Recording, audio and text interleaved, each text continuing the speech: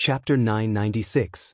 Tan Xiu's hearing was particularly keen, so he could naturally hear the conversation between Zhang Xinya and Zhang Xinya.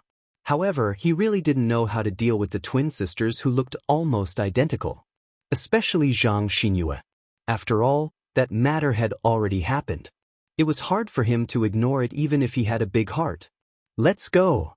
Not knowing how to solve it, Tan Xiu didn't feel like entangling himself in this issue. He believed that there would always be a way out when the time came. Zhang Xinya had informed Zhang Xinyue in advance to pick them up, so he believed that she had her own plans. The nanny car. The space was very large. Even though there were only a few seats, it could accommodate Tan Xiu, Zhang Xinya, and Tang 28's 5 children. Zhang Xinyue personally drove the car and quickly took everyone to the Blue Star Villa complex. Would you like to go inside and have a seat? After Tan Xiu and Tang 28 got off the car, Tan Xiu looked at Zhang Xinya and Zhang Xinyue and asked, "We won't go inside. Take them back to rest early and we'll come again later." Zhang Xinya shook her head and smiled. "All right." Tan Xiu complied and watched them get on the car and leave. Then, he turned to look at the villa's courtyard gate. After returning to his long-awaited home, Tan Xiu could finally relax completely. He had been very busy with all kinds of things during this period, and his heart was always stretched taut. "You can choose your own room on the first floor." Tan Xiu ordered and then went to the second floor alone. Since the 2 nannies were not there, he went straight to the bathroom on the second floor to take a shower, change into clean clothes, and then walked into the study room.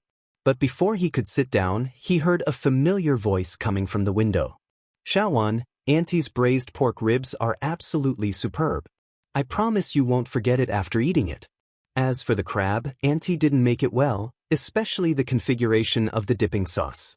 It's not as good as the dipping sauce provided by those specialized seafood restaurants. "I need you to make it later." "Don't worry, Auntie. We'll steam the crab and I'll take care of the dipping sauce." All right. Tan Xiu stood at the window.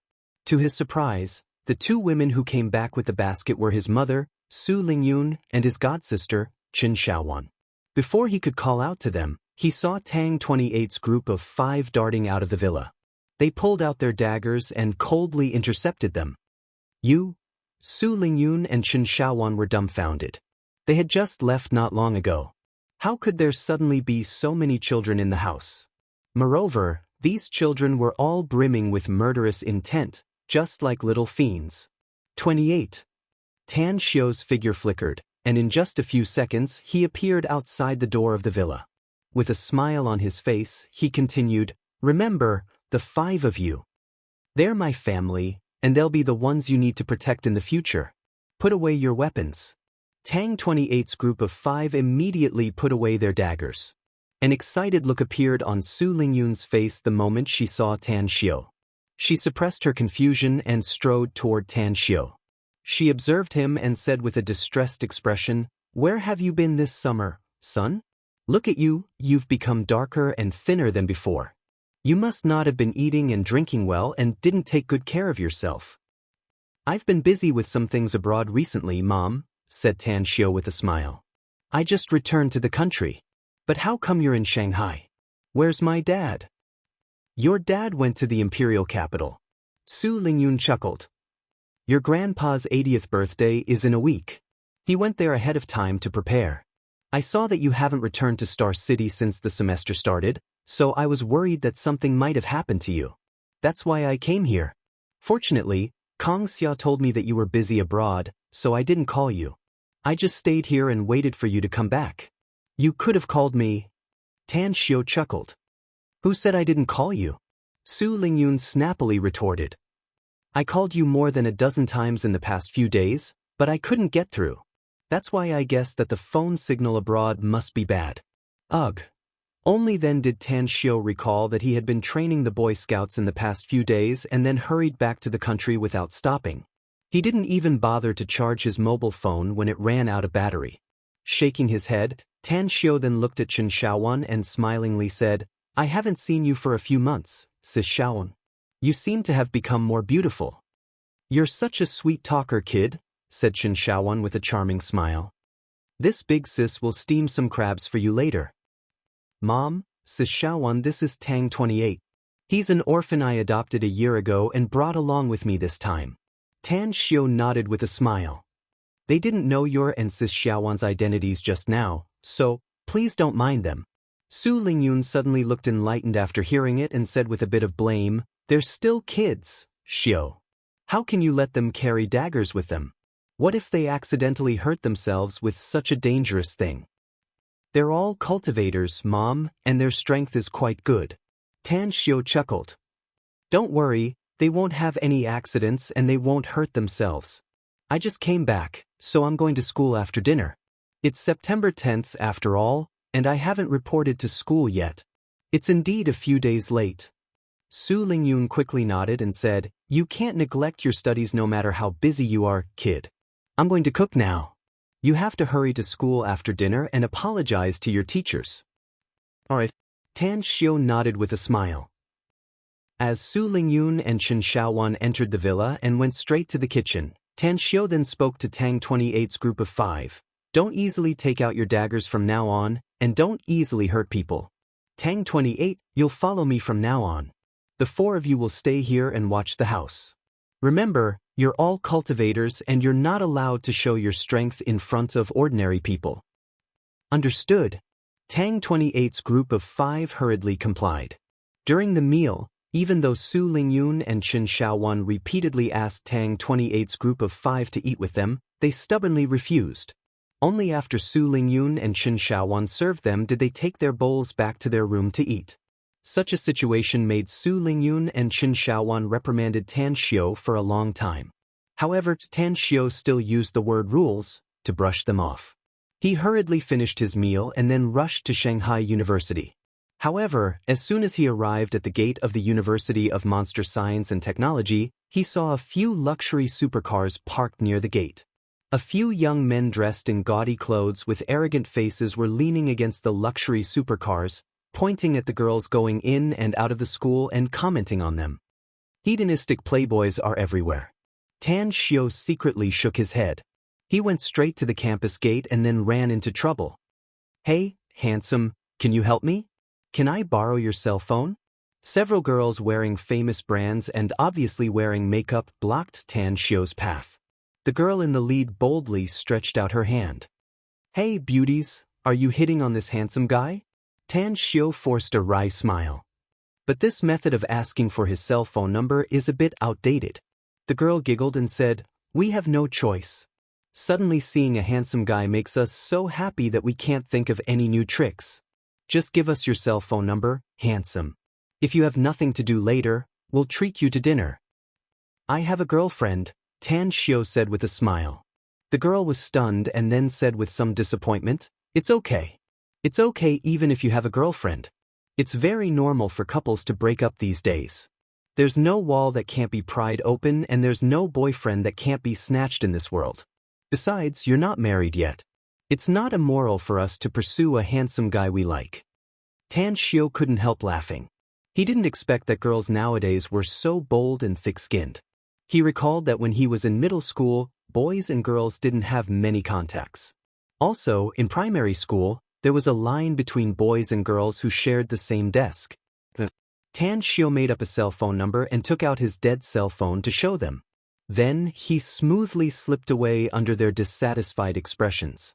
He arrived at the dormitory. To Tan Xiao's surprise, there was no one in the dormitory. Yu Kai and Hu Qingsong were nowhere to be found. At this time, they shouldn't be in class. Even if they went to eat, they should have eaten by now. Wow, what a rare guest. The door of the opposite dormitory was unlatched. After Tan Xiao pushed the door and entered, Zhao Liang, who was listening to music with his headset, suddenly had his eyes lit up. He took off his headset and grinned. It's just that I came to campus a few days late. Tan Xiao said with a smile. Is there a need to make such a fuss? That's right, where are Yu Kai and the others? I just went to the dormitory and saw that they're not there. You still don't know, Big Bro Tang? Zhao Liang grinned. Yu Kai and the others are now running to the girls' dormitory. I heard that they're helping Hu Qingsong pursue a freshman girl. My guess is that they must be going to the girls' dormitory now. Is old Hu in heat again? Tan Xiu said with a smile. Not only old who, even Yu Kai is in heat. Zhao Liang waved his hand. Speaking of which, there are a lot of beauties among the freshmen this year, and some of them are the best. Although they aren't as beautiful as Campus Belle Mu, the gap is not that big. Don't talk nonsense. I'll go find them, Tan Xiu said with a smile. Zhao Liang hurriedly stopped Tan Xiu and said with a strange smile, Big bro Tang, it's best if you don't go. Else what? Tan Xiu was confused. Else what will old Hu and the others do? Zhao Liang laughed. Your charm index is already at the top of our campus's most handsome guy list. If you go there, old Hu and the others won't be able to pursue the junior sister they like. Instead, it'll be you who will get into a debt of love. Cough, cough. Although Tan Xiu didn't want to admit it, he was somewhat in awe of women inwardly.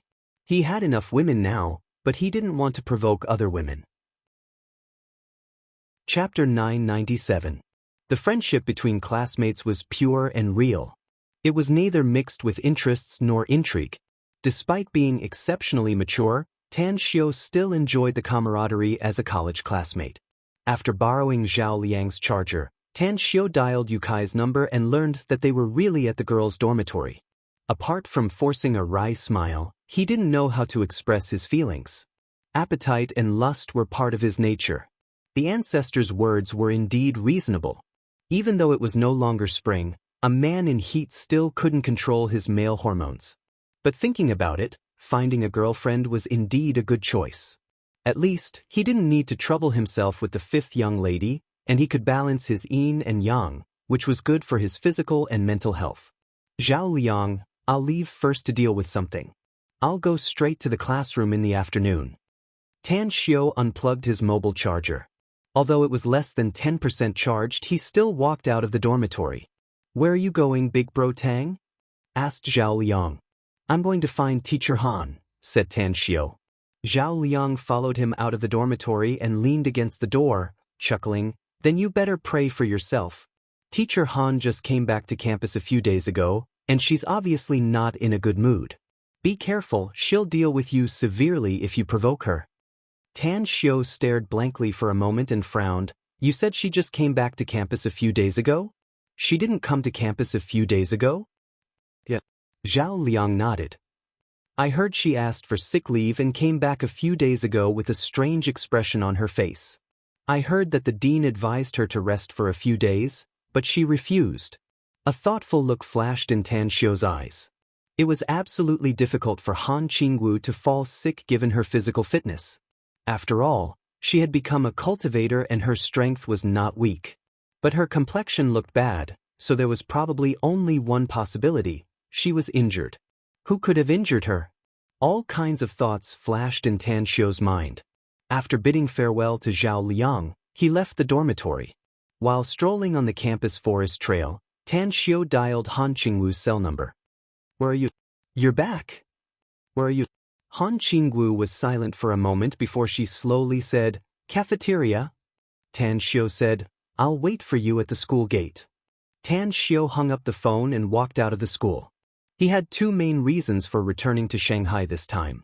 One was to report back to school, and the other was to test Han Qingwu. Now that he had confirmed that Han Qingwu was the reincarnation of Xue Qingqing, he still needed to figure out if Han Qingwu had completely recovered her memory.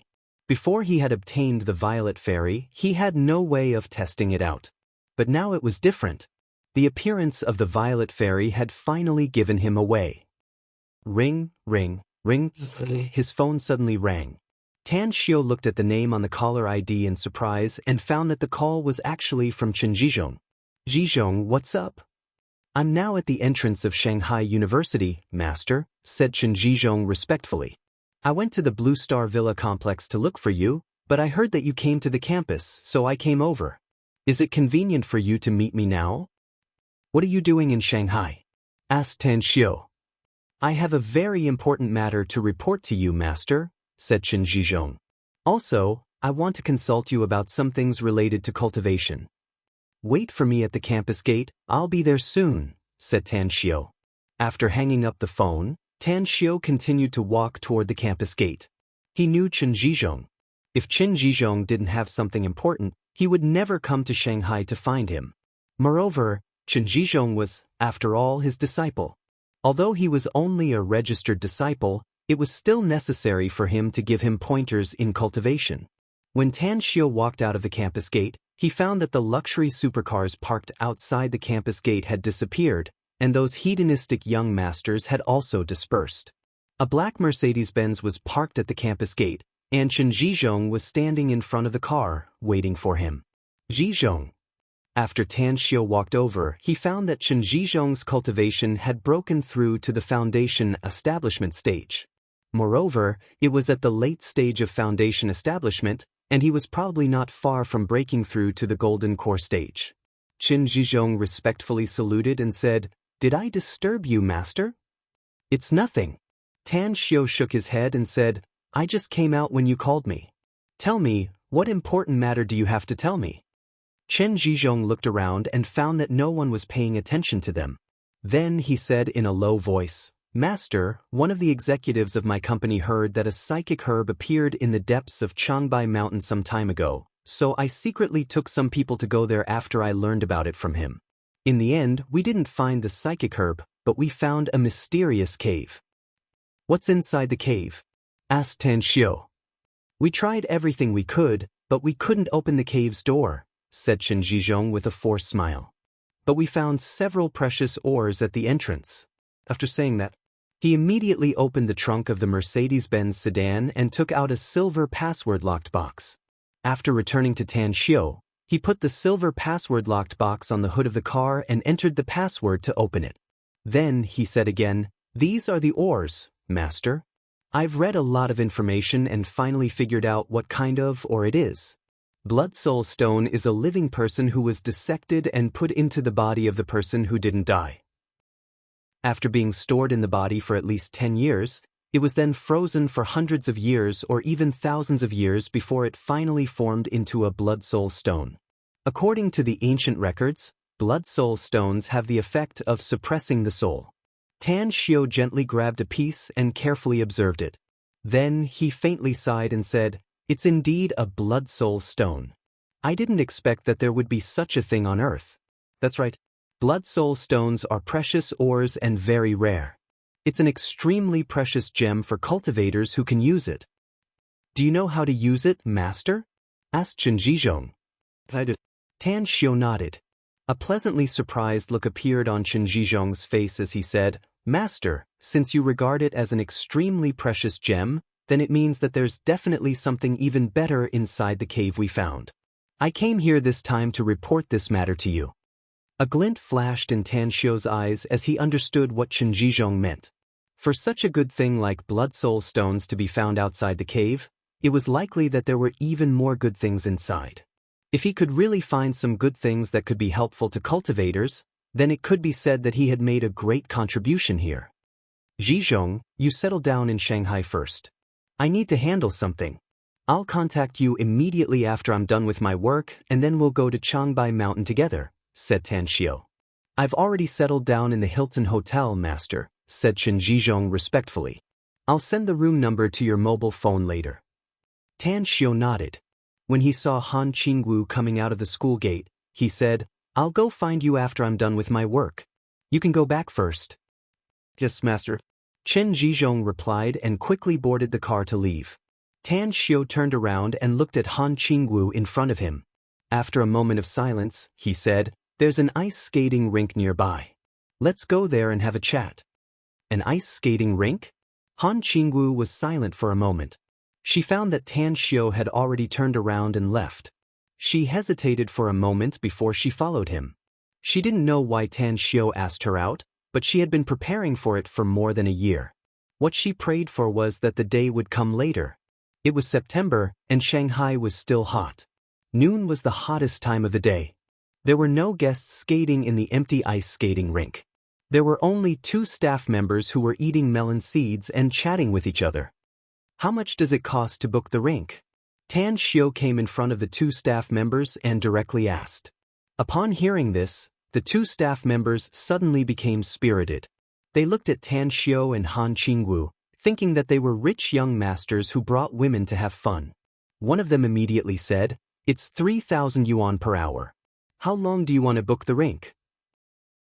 Tan Xiu took out his wallet and took out a stack of 100 yuan bills from it. He handed it over and said, "Here's 5,000 yuan in cash. I'll book the rink for an hour. But I have a request. You can't stay here. We don't want to be disturbed by others." "No problem." The staff member took the money in surprise and quickly left with his colleague. Han Qingwu just looked at Tan Xiu quietly. She knew that Tan Xiu wasn't the kind of person who would waste money casually, even if he was very rich now. He brought her here and took out so much money. There must be a reason for him to do so. And this intention was most likely to be used on him. Bam, bam, bam. Tan Xiu flicked his wrist and 3 silver needles instantly shot out and accurately hit the monitors in 3 directions. At this time, he turned to look at Han Qingwu and indifferently said, "You remember everything?" Han Qingwu shuddered inwardly, yet she pretended to look confused and asked back, "What?" Tan Xiu sneered and walked to the center of the rink. Only then did he stop and said in a deep voice, "You can hide it for a while, but you can't hide it forever. If my guess is correct, you were the one who helped me in Bangkok, right? And the woman who appeared in the Pacific Ocean was also you, wasn't she?" "I don't get what you mean." Han Qingwu shook her head. "Are you deliberately playing the fool?" Tan Xiu sneered. "Tan Xiu, if you have something to say, just spit it out.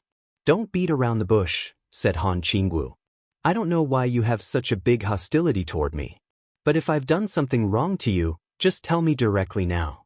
I'm sure we can make it clear if it's just a misunderstanding." "Make it clear?" Tan Xiu felt a dull pain inside. He did want Han Qingwu to make it clear, but he had no way to figure out whether Han Qingwu had recovered the memory of her past life or not. Whoosh, an oval-shaped utensil appeared in Tan Xiu's hand out of thin air. Tan Xiu then looked straight at Han Qingwu and indifferently said, "I personally refined this thing and gave it to my beloved. You should have seen it, right?" Chapter 998. An incredulous look flashed in Han Qingwu's eyes. She shook her head and said, "I've never seen it before. I don't know what you're talking about." "Is that so?" Tan Xiu slowly opened the oval container. Along with the release of the milky white light, the violet fairy flapped her cicada-like wings and cheered as she rushed out of the container. Oh, little Woo-Woo came out again. Bad guy, little Woo-Woo doesn't want to stay in this pocket world anymore.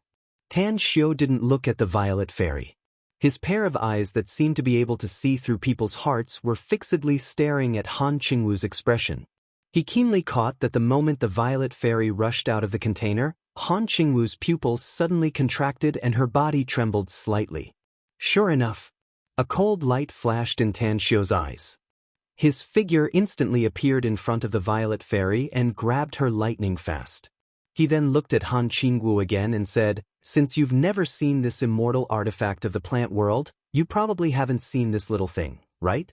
The violet fairy is the last bloodline of the violet fairy clan in the immortal world.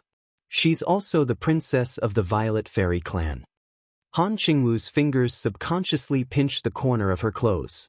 Her eyes stared at the violet fairy, and the throbbing in her heart became more and more intense. The violet fairy was grabbed by Tan Xiu, and the huge force made her feel very painful. While struggling, she looked at Han Qingwu. When she saw Han Qingwu's appearance, she immediately looked ecstatic and screamed, "Master, Han Qingwu misses you, Master. Please save Han Qingwu quickly." Han Qingwu's heart was trembling. She looked at Tan Xiu's fingers that were getting more and more forceful and hurriedly shouted, "Don't hurt her, Tan Xiu." "You haven't answered my question yet." Tan Xiu sneered. "You haven't seen her, have you?" Han Qingwu fell into silence. How should she answer? "Haven't you seen it before?" The strength of Tan Xiu's fingers grew stronger and stronger. Amidst the screams of the purple elf, he slowly said, "She's the last descendant of the purple elf clan and was abandoned by her master, so she's quite pitiful. I felt that killing her was actually a kind of release for her. At the very least, she wouldn't have to endure loneliness and pain anymore. Perhaps after she died, she would be able to see her relatives in the reincarnation cycle. Wait, I seem to remember something. Her relatives should have perished, right?" I'd better be a good person to the end and help her to the end. I'll directly destroy her life imprint and let her disappear from this world forever. Han Qingwu's complexion changed. Her eyes flashed with pain as tears rolled down her cheeks. She clenched her fists and her nails dug deep into her flesh. She spurted out a mouthful of blood and stabilized her swaying body a few times. She shook her head and said, "Don't hurt her, Tan Xiu. Whatever you want to know, I'll tell you. I'll tell you everything." Tan Xiu loosened his fingers a little and shouted sternly, "Tell me why." Han Qingwu bit her red lips with her white teeth and shot a deep look at the purple elf in Tan Xiu's hand. Despair appeared on her face as she slowly closed her eyes. Seconds and minutes passed by. After more than 10 minutes, she finally opened her eyes. A deathly gray color filled her eyes and her voice sounded a bit hoarse as she spat out, "I can't disobey Master's order." A cold glint flashed in Tan Xiu's eyes as he coldly snorted and said, "Zhu Wushou really has a good disciple. He has been planning for thousands of years. Even if he has to bury his eldest disciple's happiness and innocence, he still wants to kill me. It's just that I don't know when I became enemies with Shade Demon Zhu Wushou." You know that my master is Shade Demon Zhu Wushou?" Han Qingwu asked in disbelief. How is this possible? If you don't want people to know, then don't do it." Tan Xiu sneered. "But you haven't answered my question yet. Why does Shade Demon Zhu Wushou want to target me? My life is his. I've already returned it to him in the immortal world," said Han Qingwu bitterly. "After reincarnating on Earth, I no longer have any master and disciple relationship with him. The time curse he left on me can no longer threaten me. So, I can tell you. But I hope you'll agree to my request after I tell you." "Say it." Murderous intent surged inside Tan Xiu's heart as he coldly said. Han Qingwu gently walked to the front of Tan Xiu. She simply didn't care about the murderous intent coming from Tan Xiu. She pried open Tan Xiu's fingers one by one and took the purple elf in her hand. Then, she faintly said, "Promise me first. No matter what request I make, you must do it." "You know me. Why do you insist on making a promise?" Tan Xiu coldly snorted. "I do know you, Tan Xiu," said Han Qingwu. "That's why I want you to make a promise. Don't worry. My request won't harm any of your interests, nor will it make you make a difficult decision. It's absolutely a piece of cake for you now." "I promise you," said Tan Xiu.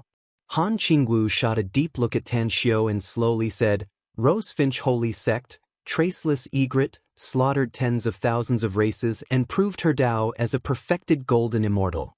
As a member of the Rosefinch Holy Sect, you should be very clear about what this sentence means, right?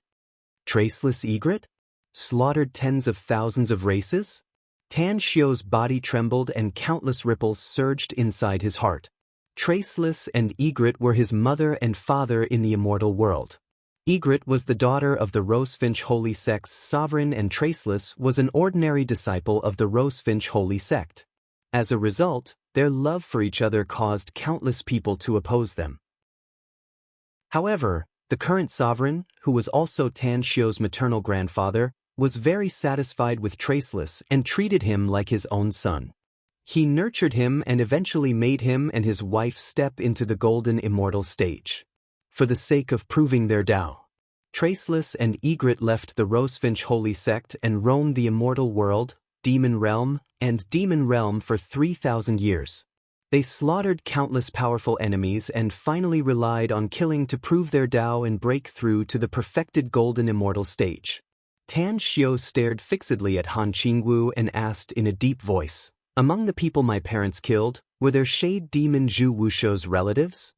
"More than relatives," said Han Qingwu faintly. "His parents, siblings, and all his childhood friends died in the hands of your parents. For a long time, Zhu Wushou carried a deep hatred and constantly broke through to the next realm, becoming stronger and stronger. In order to control time and resurrect his relatives from the river of time, his Tao was time and space. Ever since your parents stepped into the perfected golden immortal stage, they always stayed in the Rosefinch Holy Sect and rarely left for thousands of years. Along the way, he would occasionally leave, but he would quickly return to the Vermilion Bird Holy Sect. Thus, even though Zhu Wushou hadn't given up on the idea of revenge for 10,000 years, he gradually began to shift his hatred to traceless egrets relatives. Fortunately for you, there were two perfected golden immortals protecting you in secret. They only acted when you were in a life and death crisis. Otherwise, they always hid in the dark and protected you as you slowly grew up. However, many of your clansmen died or went missing without a trace under Zhu Wushou's secret plan. So your Rosefinch Holy Sect investigated for a long time but didn't find any clues in the end. Hence, it was left unsettled. As your strength grew stronger and your cultivation broke through to the perfected golden immortal stage, the two experts protecting you returned to the Rosefinch Holy Sect. It was at that time that I became a pawn in Zhu Wushou's scheme. Unfortunately, no matter how much Zhu Wushou calculated, he didn't expect your talent to be so heaven-defying. You actually broke through to the Supreme Being realm before he did. Hence, his plan was stalled until he noticed that your close friends were secretly dissatisfied with you. Tan Xiu's face turned gloomy and he coldly said, "So, you waited until I was crossing the tribulation and secretly ambushed me?" A pained look flashed in Han Qingwu's eyes, but she easily concealed it and said, "That's right. Shade Demon Zhu Wushou promised that as long as we joined hands to kill you, he'd lift the curse of time on me and release my relatives." What he promised Great Emperor Danqing and Juyaoqin Demon was to borrow the Time Pagoda for 1,000 years so that they could cultivate in the accelerated time. The fog that had accumulated in Tan Xiu's heart was finally dispelled by Han Qingwu's words. He was once betrayed by his beloved and close friends, and the heart-wrenching pain made his soul bleed. Wrong love. He was plotted against in the end. If Han Qingwu hadn't poisoned him in advance, it would have been impossible to take his life even if Great Emperor Danqing and Juyaoqin Demon joined hands. The person who hurt him the most was Han Qingwu in front of him. No, it should be Xue Qingqing in front of him. Why didn't you hide? A cold light flashed in Tan Xiu's eyes as he shouted sternly. Han Qingwu released Violet Fairy and let her fly to her shoulder. She bitterly said, "I've repaid what I owed my master. But I haven't repaid what I owe you. You should be very clear about my Han Xue Qingqing's character. Why ask again? Aren't you afraid that I'll kill you?" Tan Xiu angrily shouted. "Aren't you afraid that I'll make your soul scatter and never reincarnate?" A gentle look emerged in Han Qingwu's eyes. A gentle smile suddenly appeared on her pale face as she shook her head and said, "I'm not afraid. Do you still remember my request just now?" A divine sword appeared in Tan Xiu's hand out of thin air. He pointed the sword at the sky and sneered, "You want me to spare your life? Dream on." Han Qingwu shook her head and said, "My request is to kill me." What? Tan Xiu looked at Han Qingwu incredulously. She had reincarnated and obtained a new life. It was not impossible for her to cultivate to the perfected golden immortal stage again given her former ability. Even if she was given enough time, it wouldn't be a problem for her to break through to the supremacy stage. However, her request turned out to be for him to kill her? Suddenly, the Tan Xiu recalled something and asked in a deep voice, "After you plotted against me, Great Emperor Danqing and Juyaoqin Demon wouldn't go so far as to kill you, right? After all, you're Shade Demon Zhu Wushou's disciple, and you've completed the mission he gave you. Is there any point in fussing about this now?" Han Qingwu asked faintly. Chapter 999.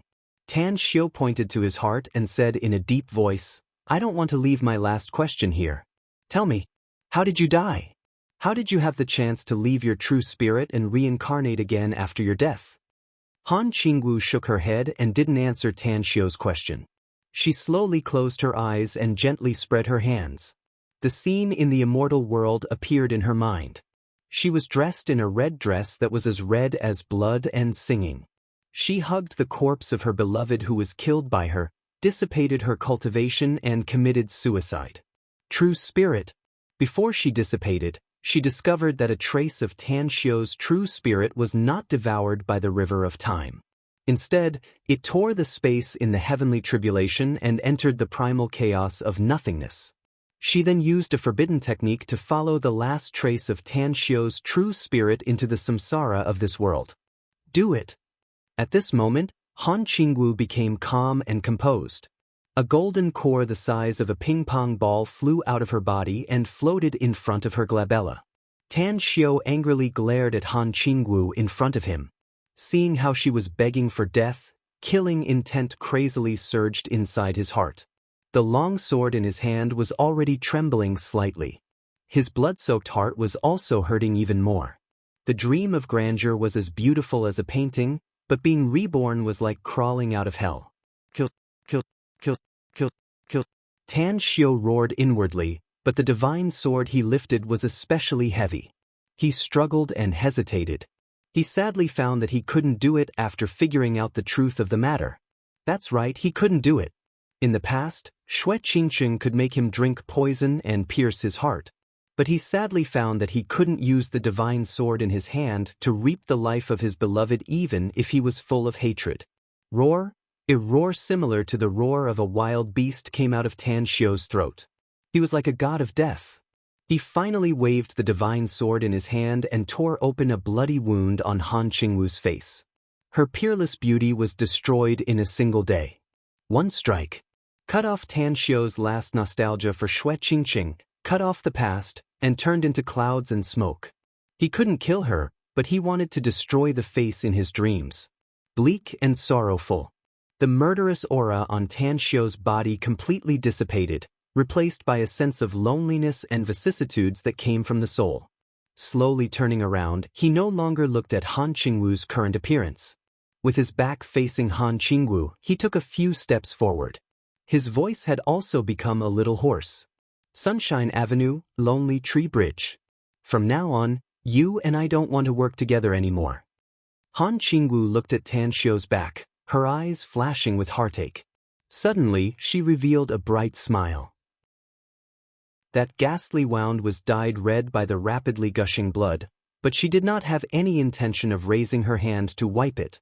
If it was in the past, if it was still in the immortal world, even if Tan Xiu did not kill her, she might have taken the initiative to raise her sword and end her life. But now, she did not do so.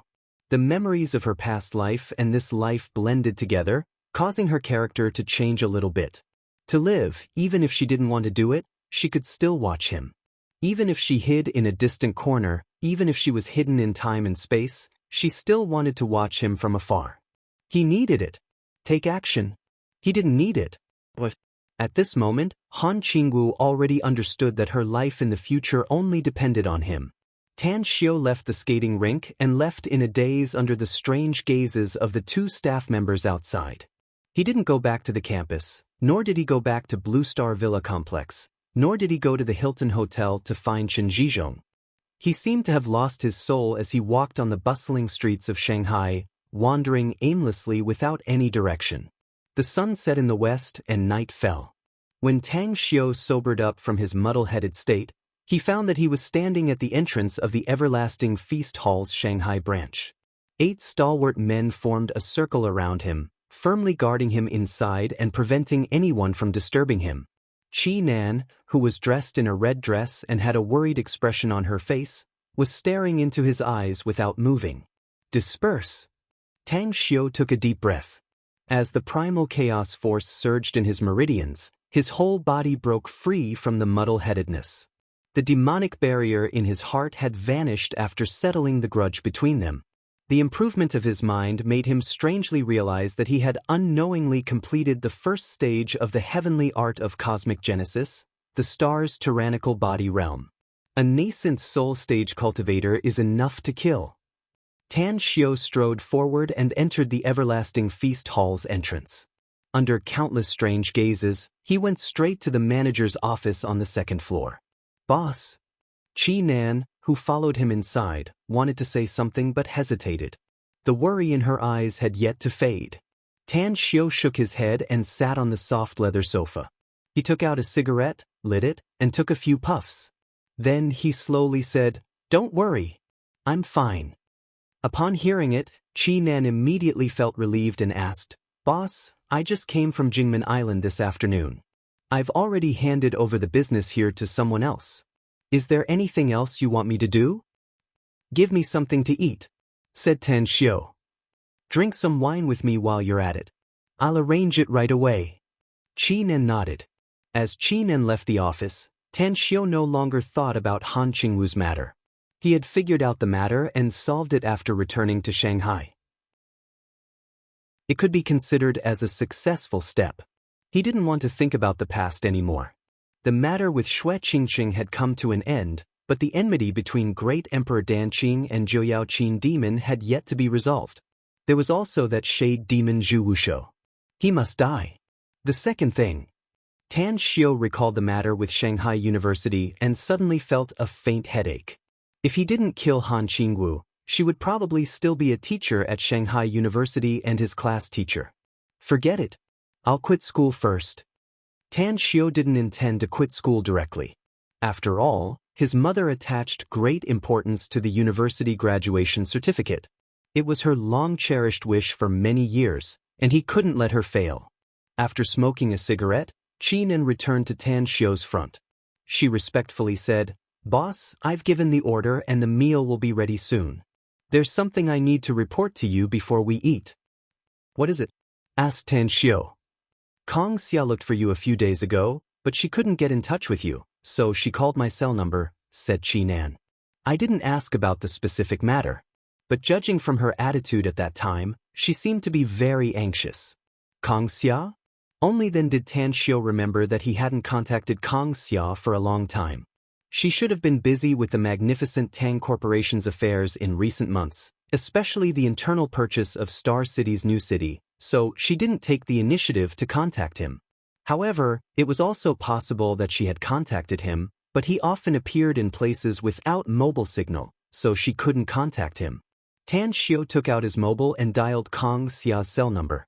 Shortly after, Kong Xia's urgent voice came from the phone. "Tan Xiu, is that you?" Tan Xiu let out a smile and said, "It's me. I just returned to the country and am now in Shanghai." "I want to go to Shanghai to see you now," said Kong Xia. "I heard from Qi Nen that you were looking for me a few days ago.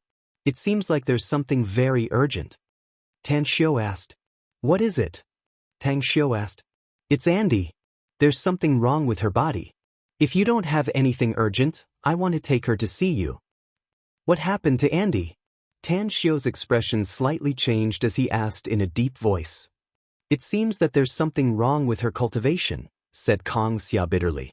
"It's a case of cultivation deviation. In the past few days, she has been in a coma. When she was sent to the hospital for examination, even the experts in the hospital could not figure out her condition." "Wait for me in Star City. I'll rush back to Star City immediately," said Tan Xiu in a deep voice. After hanging up the phone, Tan Xiu dialed Chen Jizhong's cell number and told him to wait for him at the airport. He didn't stay in the Everlasting Feast Hall for dinner and was sent to the Blue Star Villa complex by Qi Nen. After that, he went to find his mother, Su Lingyun. "Mom, I need to go back to Star City immediately.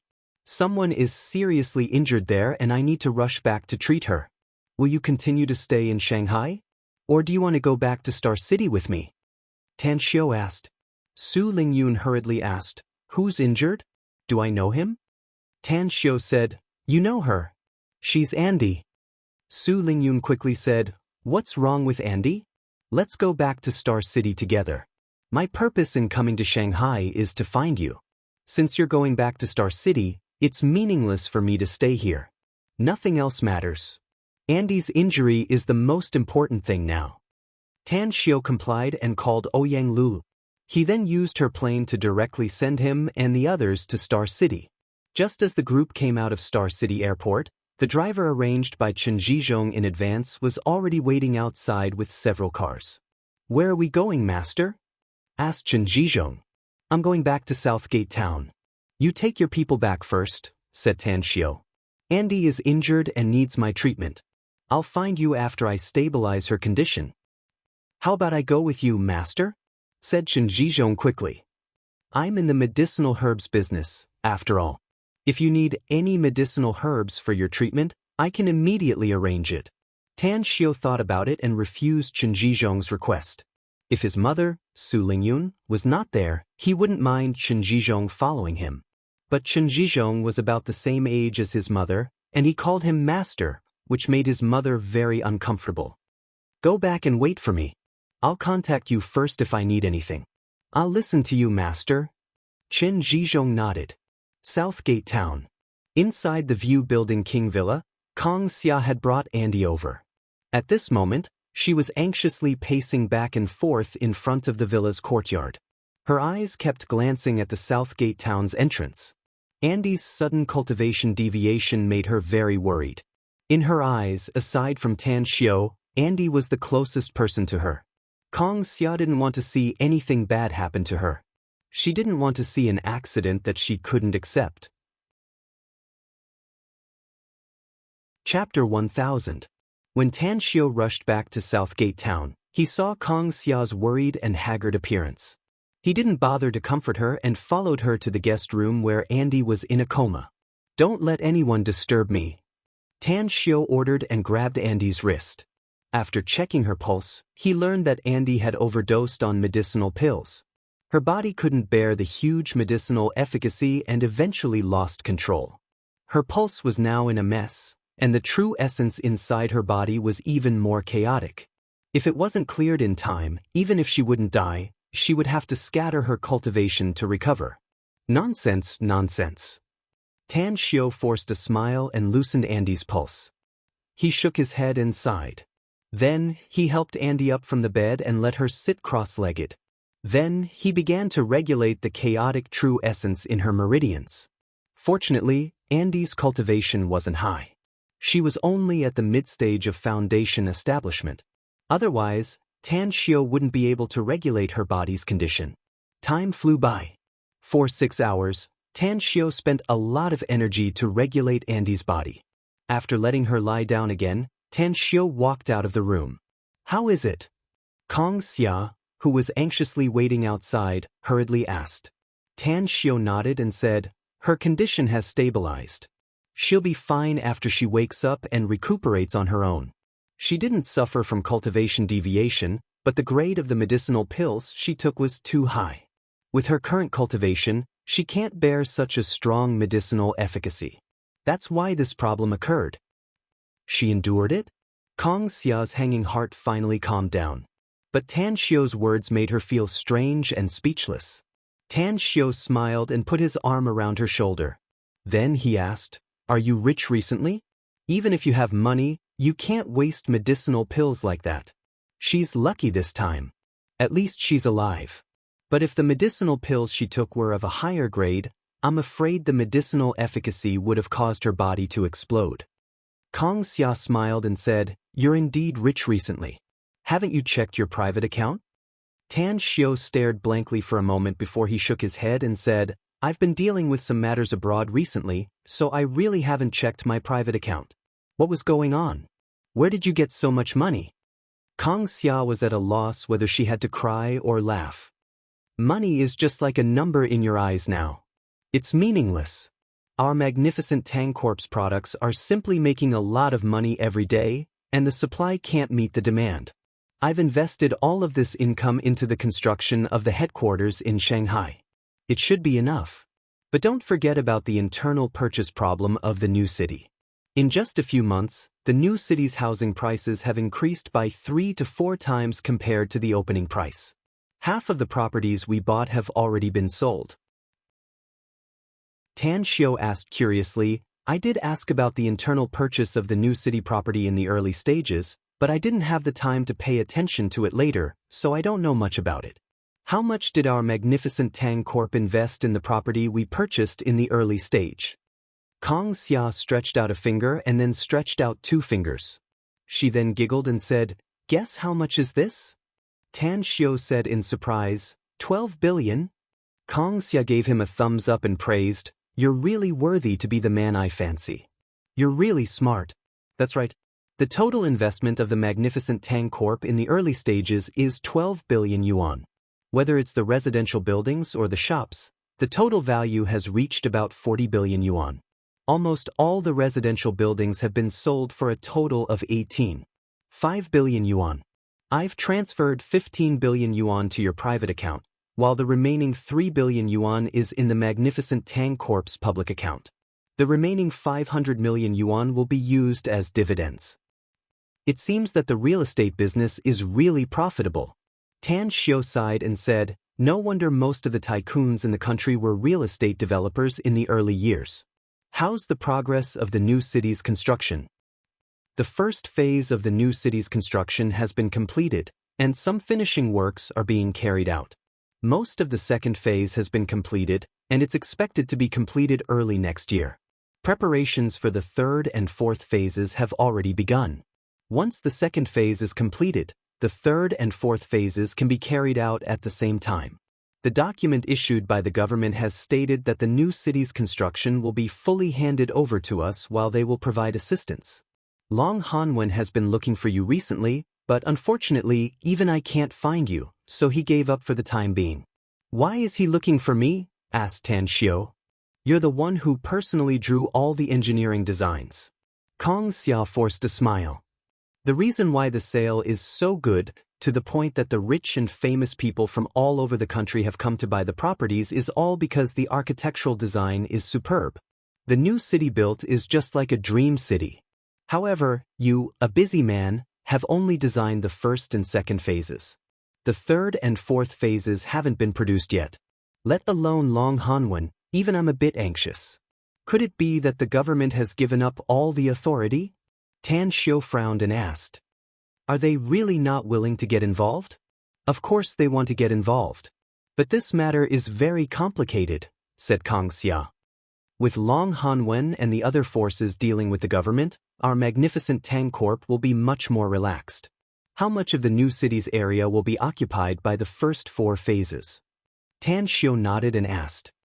1/5, answered Kong Xia.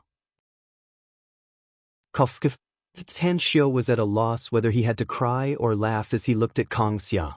Then he helplessly said, the first 4 phases will only occupy 1/5 of the entire new city? Doesn't that mean I still have to draw a lot of architectural designs? Well, the capable have more work. Kong Xia giggled.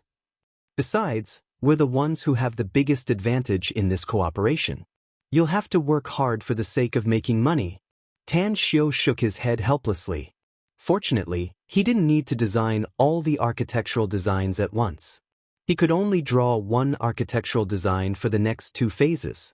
Otherwise, he would have to put down the things at hand for a while and devote himself to the architectural design drawing.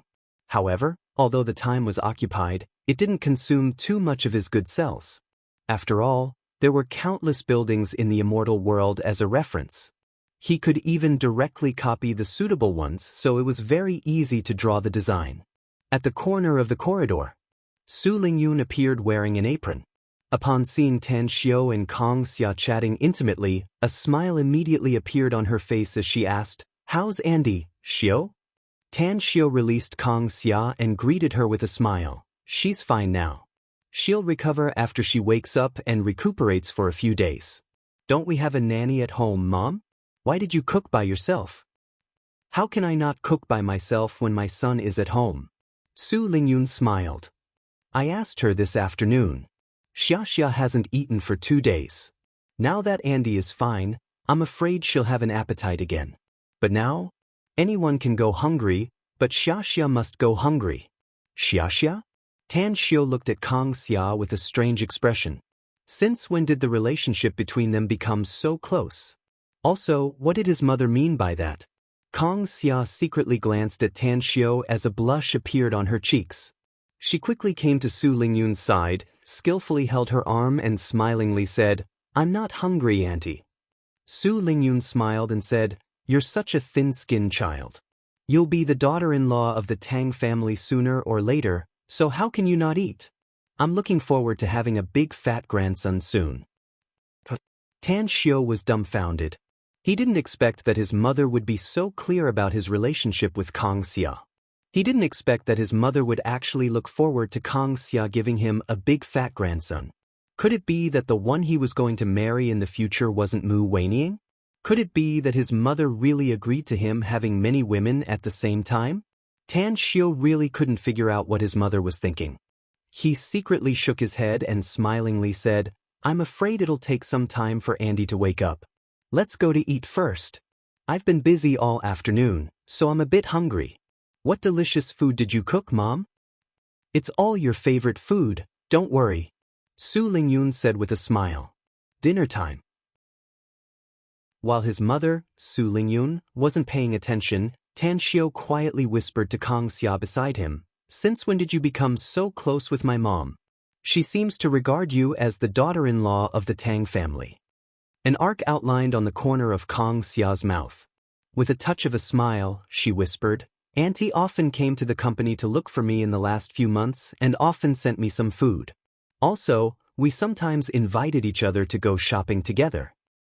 "What's going on?" Tan Xiao was puzzled. "As a matter of fact, we'll always choose to have a dinner at your restaurant when the company's top executives gather after the new year. About half a year ago, we had a company dinner together, so I drank a few cups of wine and was about to go back to rest.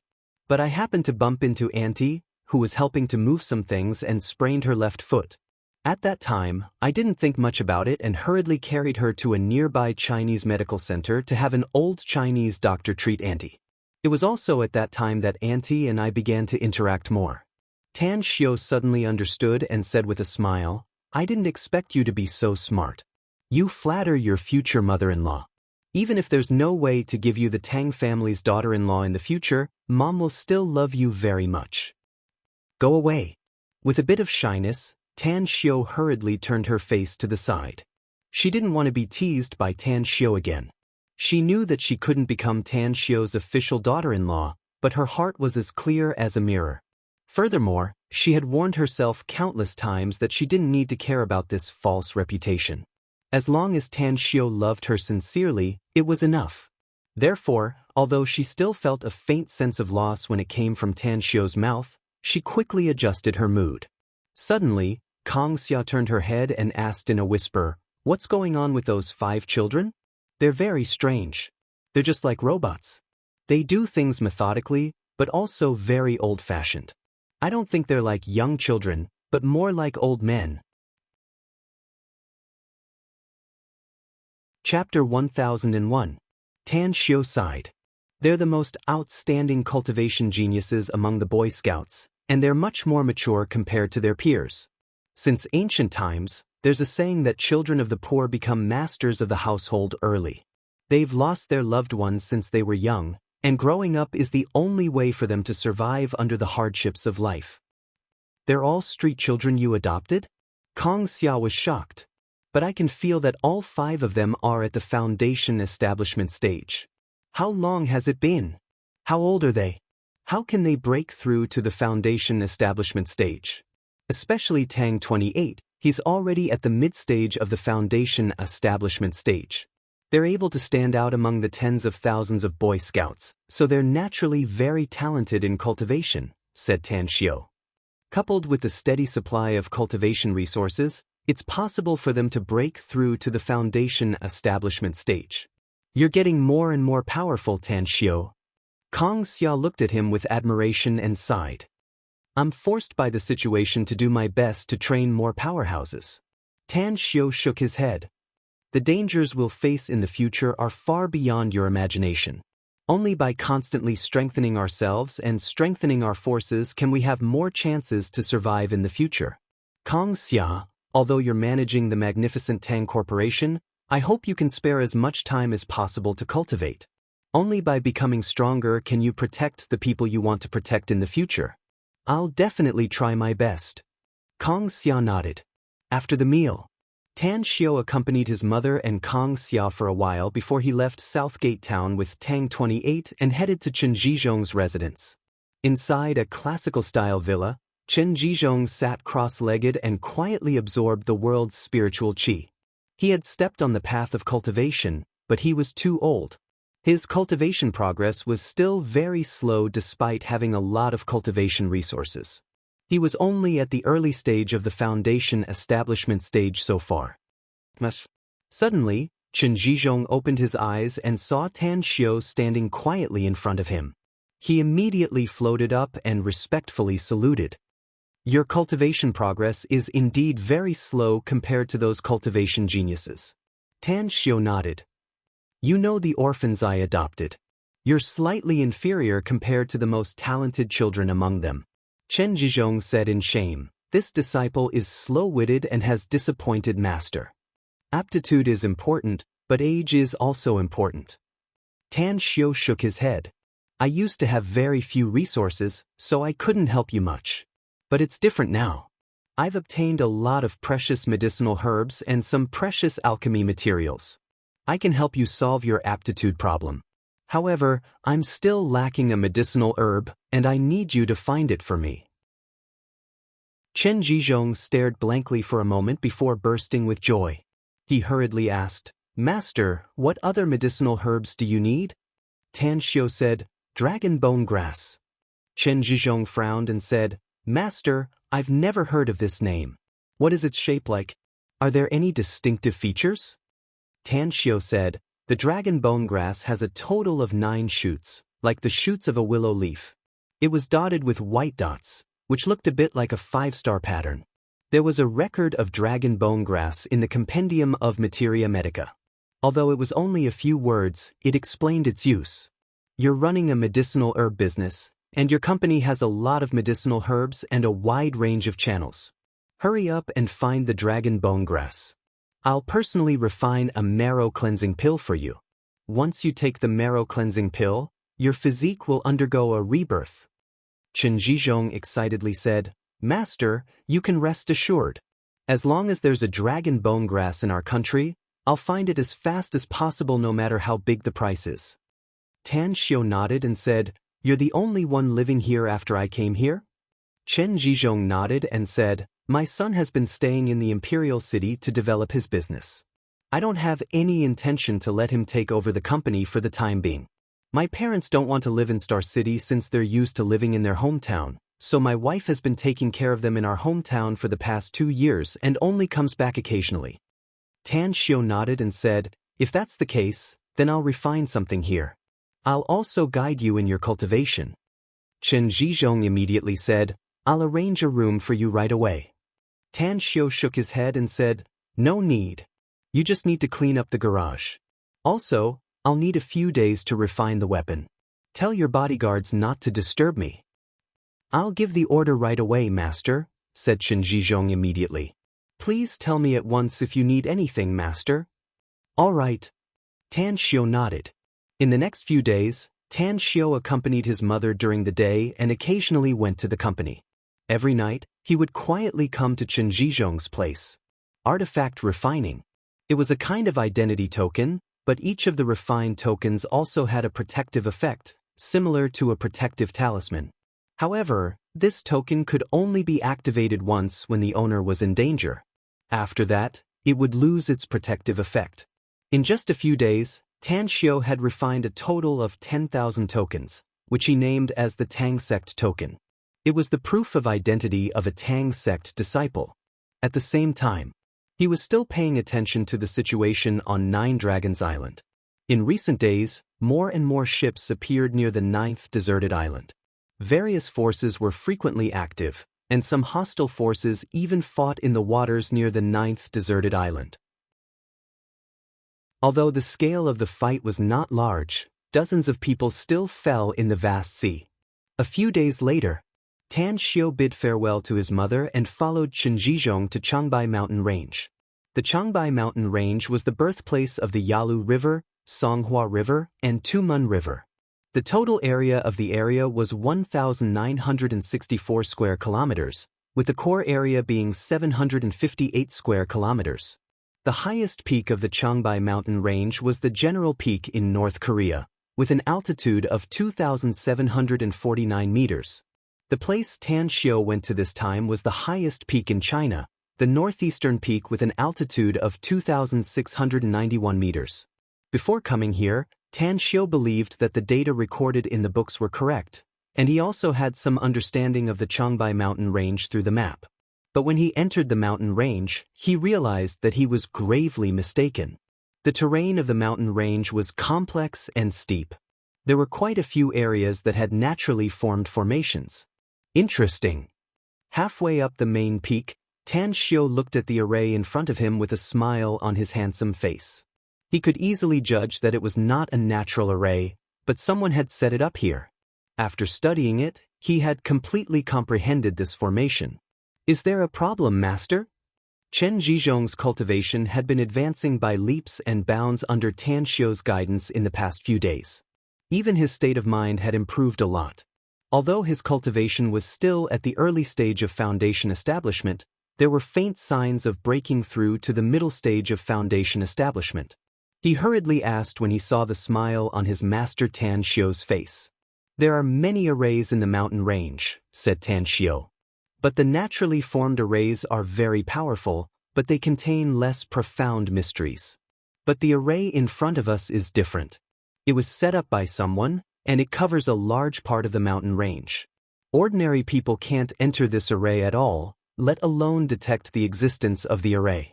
It seems that this Changbai mountain range is much bigger than what we know. Chen Zhizhong didn't understand Tan Xiu's words, but he didn't press the matter. The reason why he brought Tan Xiu to Changbai mountain range was because of the cave that he couldn't open. What should we do next, master? Let's bypass this area and go to the cave first, said Tan Xiu. The blood soul is a rare and precious ore, and the amount is quite a lot. I think there are even better things inside the cave. But you must pay attention to your safety since you're too weak. I'll pay attention to my safety, master, said Chen Zhizhong. Let's go over this mountain. The cave is in the snow-capped mountain behind it. I took some people to rush there a few days ago and found that it was snowing there, making the mountain road more difficult to walk. Tan Xiu let out a faint smile and grabbed Chen Zhizhong's shoulder. His figure then soared and crossed the mountain in just half a minute. Behind him, Tang 28 and the 4 companions he had selected followed him at lightning speed. Amazing! Chen Zhizhong wasn't impressed by Tan Xiu's ability, but the strength of Tang 28's group of 5. He was already in his 40s or 50s, but his cultivation was only at the early stage of foundation establishment. Yet he found that Tang 28 had broken through to the mid-stage of foundation establishment, and the other 4 children were also at the early stage of foundation establishment. Where is it? Asked Tan Xiu as he trod in the air, letting the wind and snow blow past him. Chen Zhizhong observed for a while and pointed to the snow-capped mountain in the distance, saying, "Do you see the valley over there, master?" The cave was located halfway up the mountain.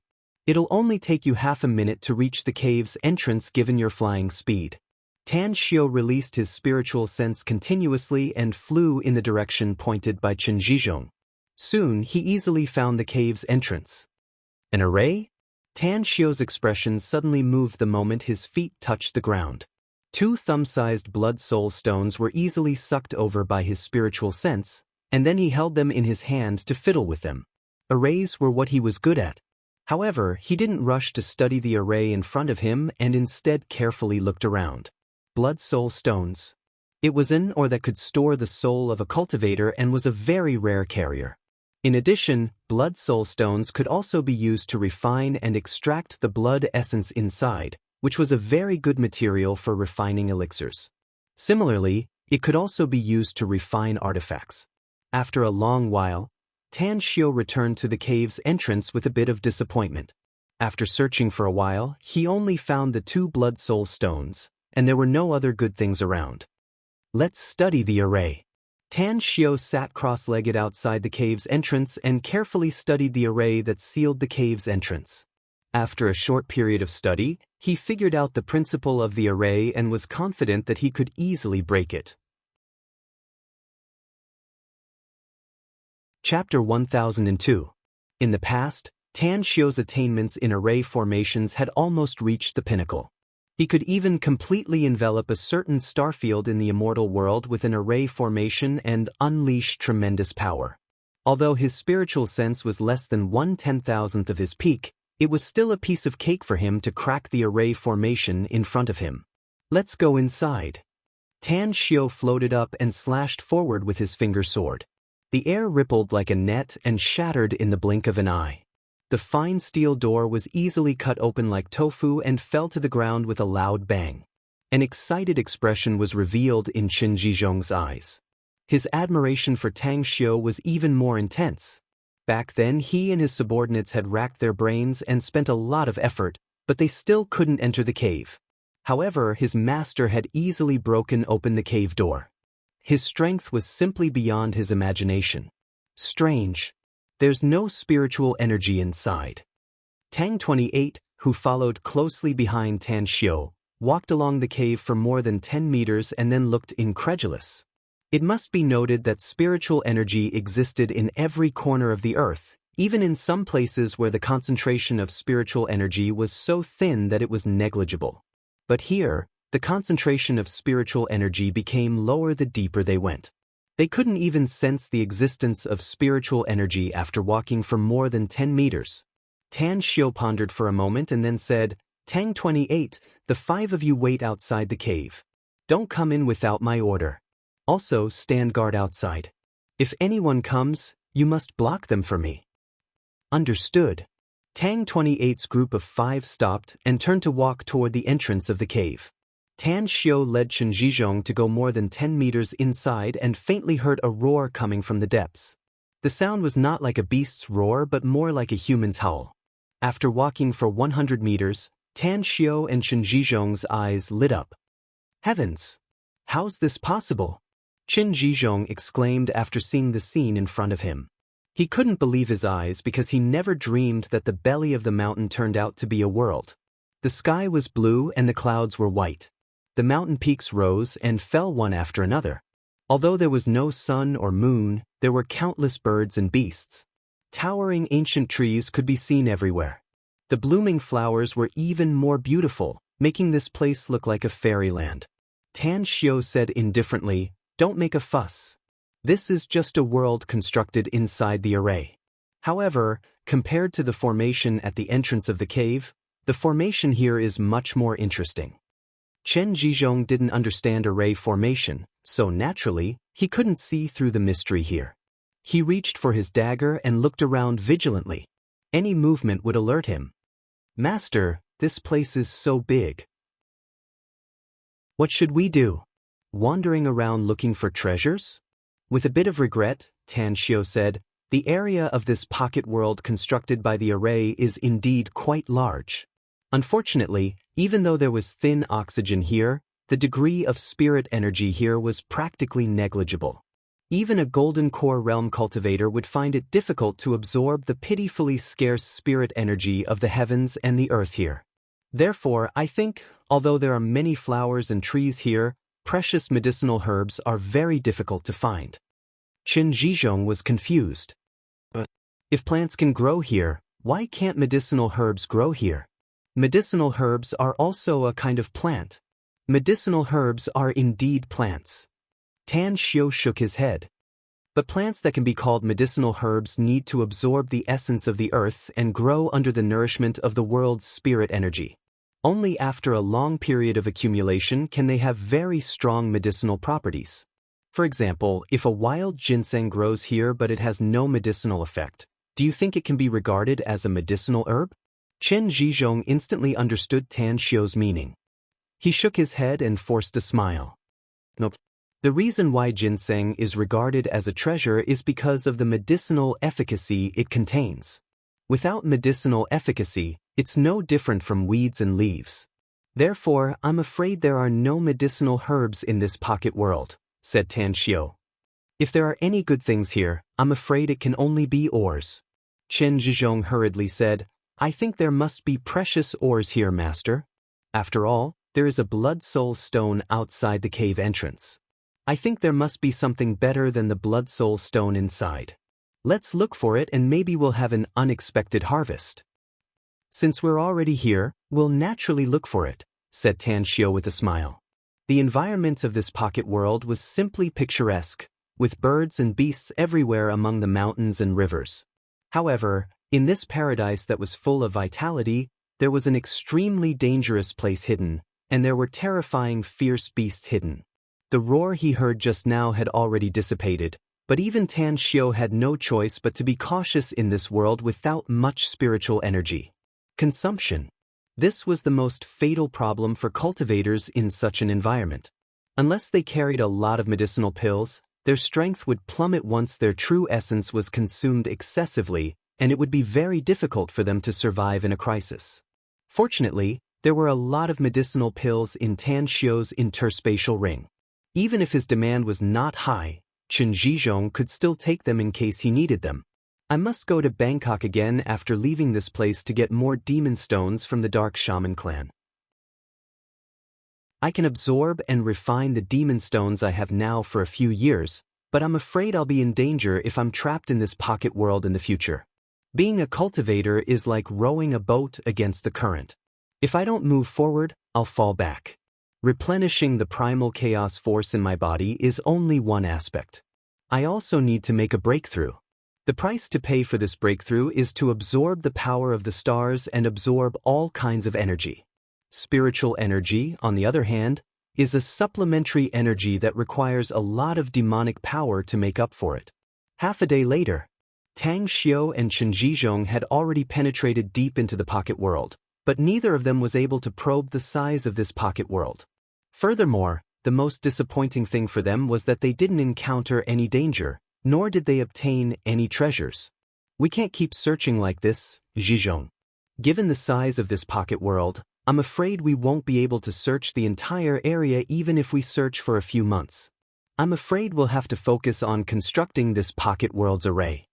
Tan Xiu halted his pace and said with a pondering look in his eyes. Chen Zhizhong hesitated for a moment and said, I don't know anything about arrays, master, so you can study it slowly. I'll search the surroundings. Tan Xiu took out 2 jade bottles from his interspatial ring and gave them to Chen Zhizhong. Then he nodded and said, the more beautiful the environment is, the more hidden dangers there are. Don't be fooled by the scenery here.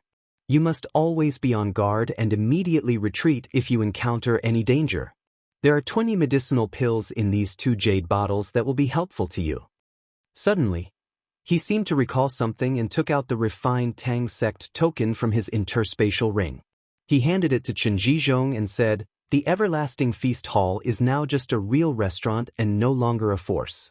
All the former core disciples of the Everlasting Feast Hall have now become members of the Tang sect. The Tang sect is a Taoist cultivation sect that I established. Take this Tang sect token as it can prove that you're a disciple of the Tang sect. Chen Zhizhong looked pleasantly surprised. He knew very well what it meant to be a Taoist cultivation sect. In ancient times, a sect was a whole, just like a big family. Now that his master, Tan Xiu, had established the Tang sect, he would be a cultivator with a sect and a foundation. After receiving the Tang sect token, Chen Zhizhong was about to put it away with a solemn expression when he saw Tan Xiu shake his head at him. What's wrong, master? Drip your blood on the Tang sect token. It will be integrated into your body and a token pattern will appear on your finger, Tan Xiu said. Strictly speaking, the Tang sect token was already a celestial artifact, but it only had 2 functions. One was to prove one's identity, and the other was to protect the owner. Once the owner was in a desperate situation, it could help them resist a fatal blow. Remember, unless you don't have enough time to activate it, you can only activate it at the most critical moment of life and death. Chen Zhizhong's expression turned serious and he nodded repeatedly.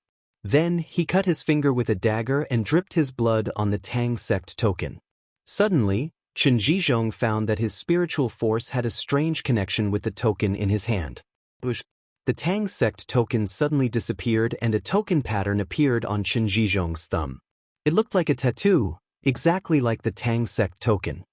You need your mind to control the Tang sect token, Tan Xiu said. Go. Don't lose your way here and don't go too far. I can easily use the array to detect the treasures inside as long as I can comprehend the array used to construct this pocket world. Chen Zhizhong nodded and tried to release the Tang sect token, but then took it back. After experimenting several times, he walked toward the distance with a bit of excitement. Tan Xiu casually glanced at it and then walked to a flat blue stone not far away. After sitting cross-legged, he released his spiritual sense and quickly touched the invisible array. Interesting. After a short period of comprehension, Tan Xiu found that this array was very mysterious. Although he could understand most of the array's structure, he found a small part of it very novel. He had never thought about it in this aspect before. This discovery made him feel like he had just seen a prey, because he realized that the more knowledge he had about arrays, the more he felt that this array was broad and profound, with endless mysteries. In the deep valley, the spring water was emitting white smoke. A group of strange animals, resembling sheep and dogs, with sharp rhinoceros horns on their heads, were drinking around the spring water. Several owl-like animals with lion-sized bodies were squatting on the rocks, looking around. They didn't open their mouths, but strange cooing sounds kept ringing. "What's that?" Chen Jizhong, who had just arrived here, suddenly staggered. Fortunately, he reacted quickly and reached out to hold a boulder several meters high, else he would have fallen to the ground. His expression was as though he had seen a ghost in broad daylight, full of shock. Chapter 1003. Chen Jizhong was very courageous, but the scene in front of him was beyond his imagination. The moment he steadied himself, he instantly retreated dozens of meters.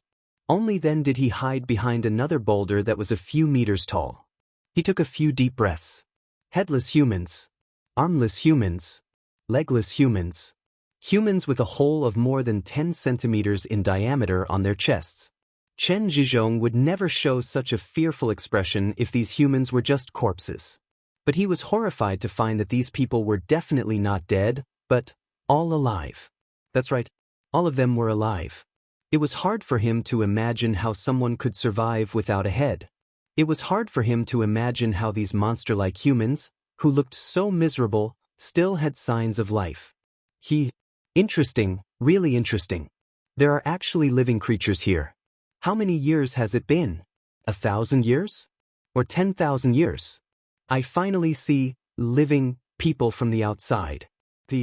Among the hundreds of mutilated humans, a man who had lost his arms and had a bloody wound on his chest raised his head mechanically, his eyes looking at the direction where Chen Jizhong was hiding. It's really interesting that a living person came here.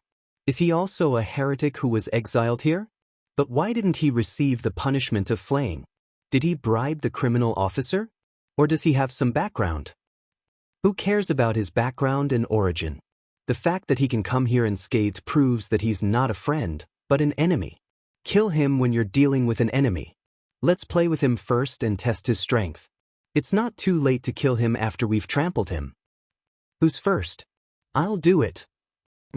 Chen Jizhong was dumbfounded as he looked at these people. No, they should be monsters. If he was given another chance, he would never want to come here and be targeted by this group of monsters. Who the hell are you people? Since he was discovered, Chen Jizhong no longer hid his figure. He flashed out from behind the boulder and shouted in a deep voice. The legless man was a middle-aged man about 40 years old. He had a beard and looked extremely fierce. He floated out like a ghost and stopped a dozen meters away from Chen Jizhong, laughing wildly. You don't know? You don't know who we are? When did the sacred pristine palace become so interesting? How could they imprison such a silly kid? Chen Jizhong frowned and said, What sacred pristine palace? I don't understand what you're talking about. Also, I wasn't locked in here by anyone. I followed my master here. Your master? The legless man blinked and suddenly burst into laughter. Did you hear that? He is not a heretic who was banished here, but followed his master into this prison. Absurd, this is too absurd. There are actually people in this world who are willing to come here? Did I hear it wrong? Or are you talking nonsense? Chen Jizhong took a few steps back and vigilantly asked, Who are you people? The complexion of the legless man changed, and his fierce aura instantly skyrocketed, pressing down on Chen Jizhong like a storm. However, when that enormous aura gushed out 4 to 5 meters away, it was blocked by a transparent energy shield. At the same time, 2 pitch-black chains appeared out of thin air, binding the legless man's neck and waist. Damn it. The legless man looked angry and roared a few times before he dejectedly retracted his aura. But his eyes were still fixed on Chen Jizhong as he said in a deep voice, We're the Diablo Precantator clan, the most powerful warriors of our clan. Damned traitors from the sacred, pristine palace. My people helped you expand your territory, fought and killed for you, but after you informed the entire cultivation world, you betrayed us, killed our king, slaughtered our people, and imprisoned all of us loyal disciples who have sacrificed so much for you in this prison. Damn you, you bastard! Damn you, all of you deserve to die. Diablo Precantator clan? The sacred pristine palace? Chen Zhizhong was completely confused. He wasn't a member of the Dao cultivation world before, so he naturally didn't know much about it. However, he was sure of one thing at this moment. These people's mobility was restricted. They seemed to be unable to rush out of the energy shield and break free from the black chains. Therefore, they posed no threat to him. Let's get out of here quickly. Chen Zhizhong pondered for a moment before he turned around and ran back the way he came. His speed was very fast as he constantly shuttled through the mountain forest. It took him more than 20 minutes to return to Tan Xiu. Master! Tan Xiu opened his eyes and asked in surprise, "Didn't you go to search around? How come you're back so soon?" Chen Zhizhong gulped and hurriedly said, "I found some monsters in the valley more than 10 kilometers away, Master. They said something about the Diablo Precantator clan and the sacred pristine palace. I couldn't figure it out, so I hurriedly came back. That's right, I also noticed one thing. Those monsters are all prisoners and they're imprisoned there." Diablo Precantator clan? Sacred pristine palace? An incredulous look appeared on Tan Xiu's face. He had heard of these two names, but not on Earth, but in the immortal world. In the past, there was the Diablo Precantator clan in the immortal world, as well as a super sect like the sacred pristine palace. But according to the records, that was more than 100,000 years ago. Take me there. Tan Xiu immediately got up and said in a deep voice. Quickly, Tan Xiu appeared in the valley. A shocked look appeared on his face when he saw the hundreds of monsters. He never dreamed that there would be members of the Diablo Precantator clan on Earth.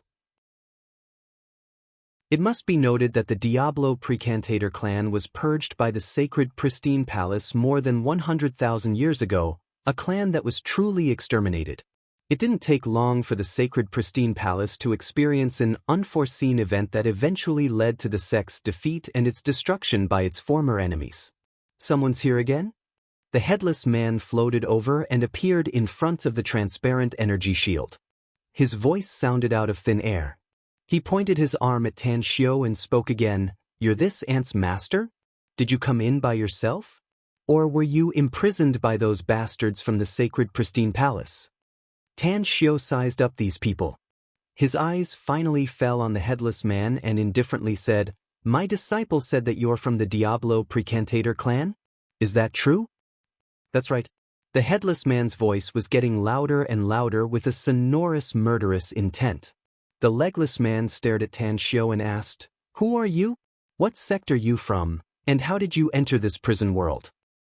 "May I know your names, gentlemen?" asked Tan Xiu. "This lord is the Diablo Precantator clan's general, Carl Burying the Dragon," said the legless man proudly. "My enemies call me the barefooted demonic monster." "You haven't answered our question yet, brat." "The barefooted demonic monster, Carl Burying the Dragon?" Tan Xiu asked incredulously. "You're one of the 18 generals under the Diablo Precantator king, the barefooted demonic monster who slaughtered hundreds of millions of troops from the 36 immortal domains?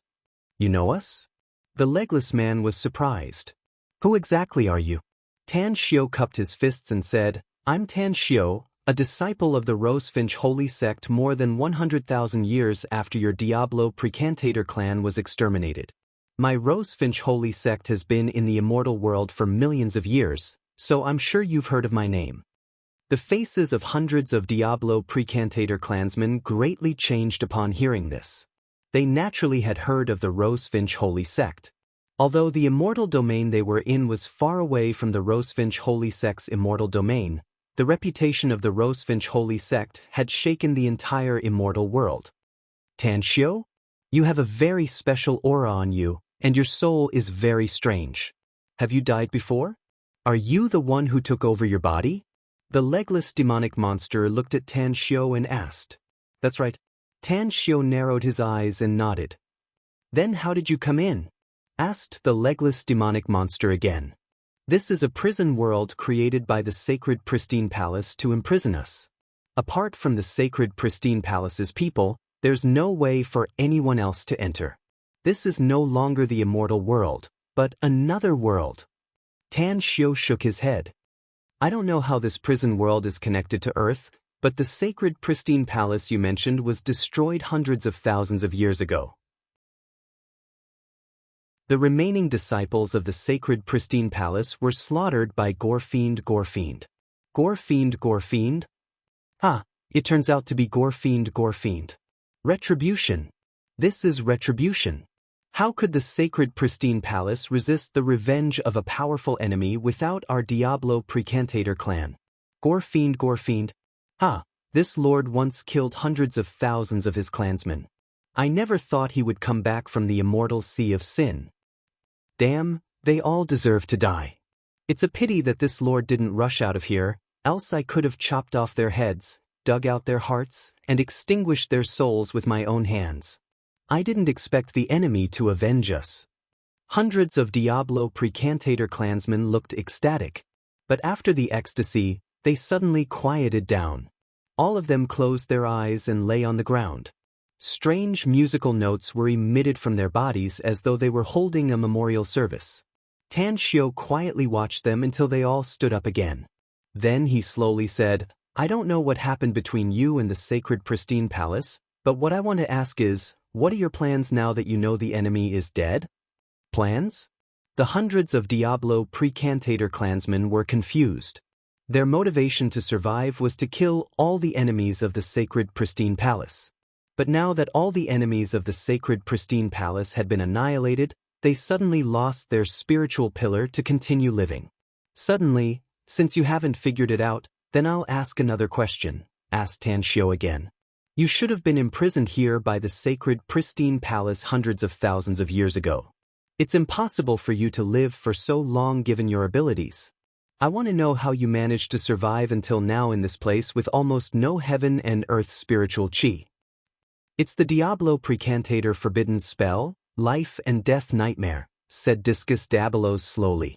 The Diablo Precantator forbidden spell? Life and death nightmare? An incredulous look appeared on Tan Xiu's face as he hurriedly said, Is the legend true?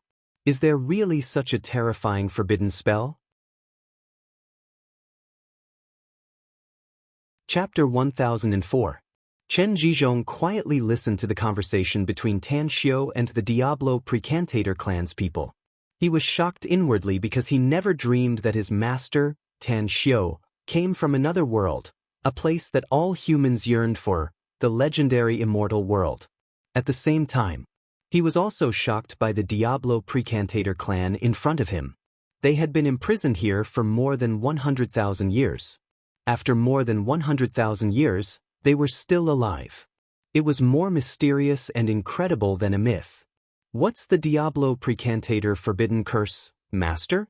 What's the life and death nightmare? Chen Zhizhong suppressed his shock and asked curiously. The Diablo Precantator forbidden curse is a terrifying curse of the Diablo Precantator clan, explained Tan Xiu. It's called the life and death nightmare. Is this curse very powerful? Asked Chen Zhizhong curiously. Tan Xiu squinted his eyes and glanced at the Diablo Precantator clan in front of him. He slowly said, That's just a legend. Legend has it that the Diablo Precantator clan is proficient in a very magical forbidden curse. This secret technique has no effect on others, but it has a magical effect on their own clansmen. Once the Diablo Precantator clan uses this forbidden curse on themselves, their lifespan will increase by tens of thousands of times. Every 10,000 years, the Diablo Precantator clan can only stay awake for 100 years and fall into a deep sleep for the rest of the time. It's also for this reason that they can live for a long time, much longer than ordinary immortals. With a gloomy expression and a murderous aura that seemed to condense into a tangible substance, Discalciate Diablo said, You're right. The legend is true. But I don't know if you're lucky or unlucky to meet us in the awakening stage. The life and death nightmare is a forbidden curse of my Diablo Precantator clan. Although it can make our clansmen live for a long time, it's actually a different kind of death. In 10,000 years, we can only be awake for 100 years. Every time we wake up, the world will be different. What we once understood will also be different. However, before we can fully understand the new world, we will fall into a deep sleep again and wait for another 100 years after 10,000 years. It's a constant cycle. It's a kind of torture that ordinary people can hardly feel. If it weren't for the necessity, no one in my Diablo Precantator clan would be willing to use a forbidden spell like the life and death nightmare on themselves. Tan Xiu looked pitifully at the Diablo Precantator tribesman. How could he not be aware of this situation? Ascetic Diabolos had made it very clear that this was indeed pain and torture. Many Diablo Precantator tribesmen would rather die than seek eternal life in this cycle.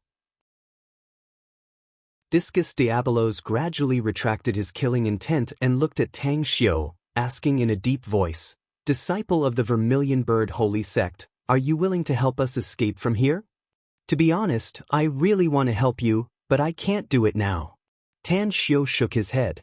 "Although your current strength is probably not even a 10,000th of your peak, you should be able to sense that there is a huge problem with my body and soul. Right now, I'm too weak. Even if I wanted to help you, I wouldn't be able to.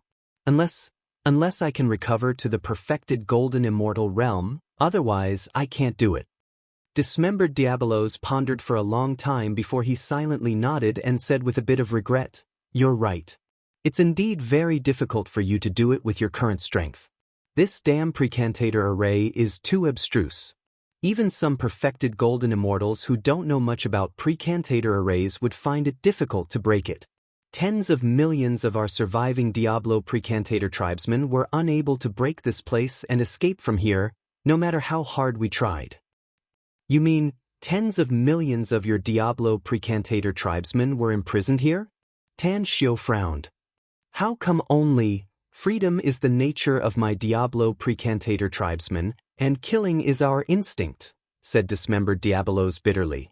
"Losing our freedom is better than committing suicide." The weakest of these tens of millions of elite Diablo Precantator tribesmen is at the Celestial Immortal stage, and there are dozens of perfected golden immortals. Suicide is the most humiliating way to die, yet it has fallen on my clansmen's heads. "Why are you still alive?" asked Tan Xiu.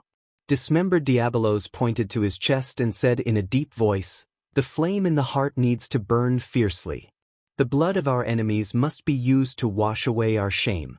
Among the tens of millions of people, we were the unluckiest to be chosen as the flame of vengeance.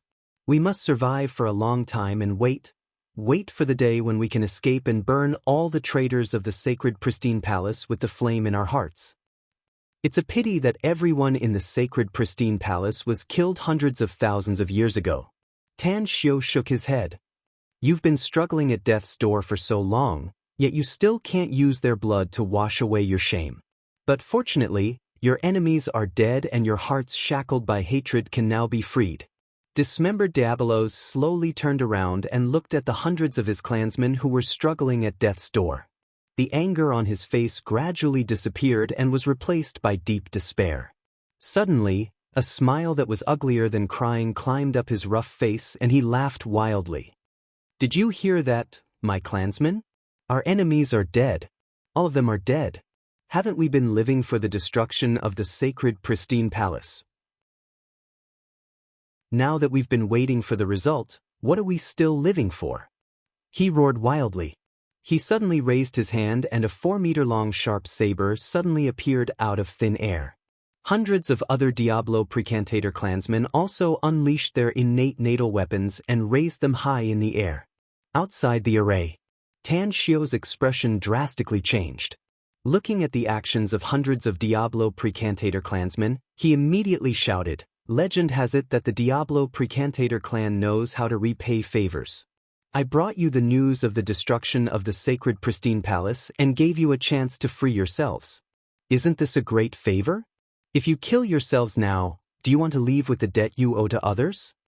Hundreds of Diablo Precantator clansmen turned stiff. The Diablo Precantator clan loved to kill and enjoy freedom, but they were also a clan with few schemes. They could never be the leader of a force and could only be a vassal race of some force. Loyalty. It was the greatest advantage of their clan. Sincerity. It was one of their virtues. Tan Xiu's words made them temporarily cancel the idea of committing suicide. Hundreds of pairs of eyes stared at Tan Xiu, while Discus Diabolos asked in a deep voice, "Disciple of the Rosefinch Holy Sect, how do you want us to repay you?" Tan Xiu was silent for a moment. Then he suddenly pointed to Chen Zhizhong next to him and said in a deep voice, "Rumor has it that your clan has a secret art that can give other races a Diablo precantator body and bloodline to create the most perfect combat tools. In any case, you've already made up your mind to die, so it's better to fulfill my disciple's wish." Discus Diabolos shot a deep look at Chen Zhizhong and then turned his head to communicate with the hundreds of Diablo precantator clansmen behind him. Then he nodded and said, "He's the first one to discover us in more than 100,000 years. He's also a fated person of our clan. Although he's still very weak, you've done us a favor, so we naturally have to repay it. We'll agree to your request, but you must think about it clearly. If you want to obtain our inheritance, if you want to be forged into a perfect battle tool by us, you have to enter this formation. But once you come in, you'll never be able to get out again." Tan Xiu turned to look at Chen Zhizhong and said in a deep voice, "Zhizhong, our ancestors have an old saying that riches and honor can only be found in danger. What's in front of you now is a broad and open road. Hence, I want to ask you something. Do you dare to enter this array and accept the inheritance of the Diablo precantator clan seniors?" Chen Zhizhong's expression slightly changed. If what Discus Diabolos said was true, then would he really not be able to come out after entering? Would he be able to endure the torture of loneliness if he were to be imprisoned here for countless years? Chen Zhizhong's heart was suddenly shaken. He realized that his master, Tan Xiu, was an expert proficient in arrays. He might be able to break this array in front of him. For a moment, Chen Zhizhong was caught in a dilemma. If his master, Tan Xiu, couldn't break this array, would he be imprisoned forever? Wouldn't it be a great opportunity for him if he could break it? What should I do? With the passage of time, Chen Zhizhong finally made up his mind. He chose to believe in his master, Tan Xiu. Since he wanted to walk on the path of immortal cultivation, he had to play the game of life and death. If he won, he would be reborn and would surely achieve unparalleled achievements in the future. But if he lost, he could only blame his bad fate. "I'm willing, master." Chen Zhizhong nodded firmly with a firm expression. Tan Xiu nodded with satisfaction and laughed loudly. "You're worthy of being my good disciple. You're bound to have great achievements in the future given your wisdom. Go inside. As long as you can obtain the inheritance of the Diablo precantator clan seniors, I'll definitely become a perfected golden immortal in the future and save you." "Understood," Chen Zhizhong replied and strode toward the hundreds of Diablo precantator clansmen. The transparent energy shield didn't stop his footsteps, allowing him to easily enter the array and come before Discus Diabolos. With an appreciative look on his face, Discus Diabolos praised, "What my Diablo precantator clan admires the most are heroes and tough men. You're very good. You're a real tough man." Chen Zhizhong took a deep breath and turned to look at Tan Xiu. Then he cupped his fists and said, "If so, then I'll have to trouble you all." Discus Diabolos looked at Tan Xiu and said in a deep voice, "It's better to die than to sink into oblivion. I hope you're not deceiving us. I hope what you said is true and that everyone in the sacred pristine palace has been annihilated." "You're right to trust me," Tan Xiu said seriously. Discus Diabolos nodded and suddenly let out a sharp howl. Suddenly, hundreds of Diablo precantator clansmen soared into the air. They rose tens of meters high in the air and constantly changed their positions. Soon, a millstone-like array appeared. Chapter 1005. Scarlet blood constantly drifted from the bodies of hundreds of Diablo precantator clansmen, and their bodies gradually cracked like the dry earth. The blood drifted and rushed into the millstone-shaped formation. Gradually, the whole sky was dyed red with blood. Forbidden technique. The most terrifying and incredible technique of the Diablo precantator clan was displayed by hundreds of them at this moment. As a column of blood extended from the millstone-shaped formation, it directly enveloped Chen Zhizhong below. Countless ancient runes poured into Chen Zhizhong's body like a stream of water. Roar! Chen Zhizhong, who was enveloped by the column of blood, howled in pain.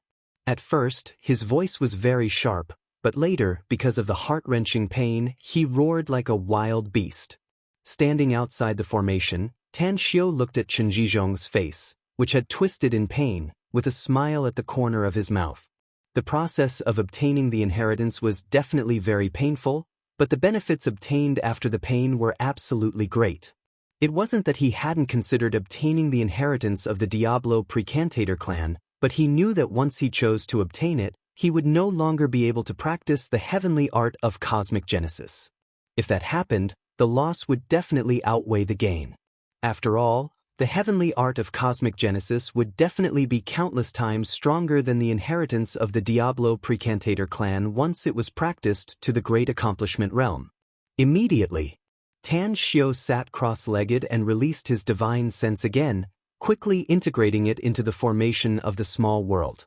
What he needed to do now was to go all out to understand the formation here.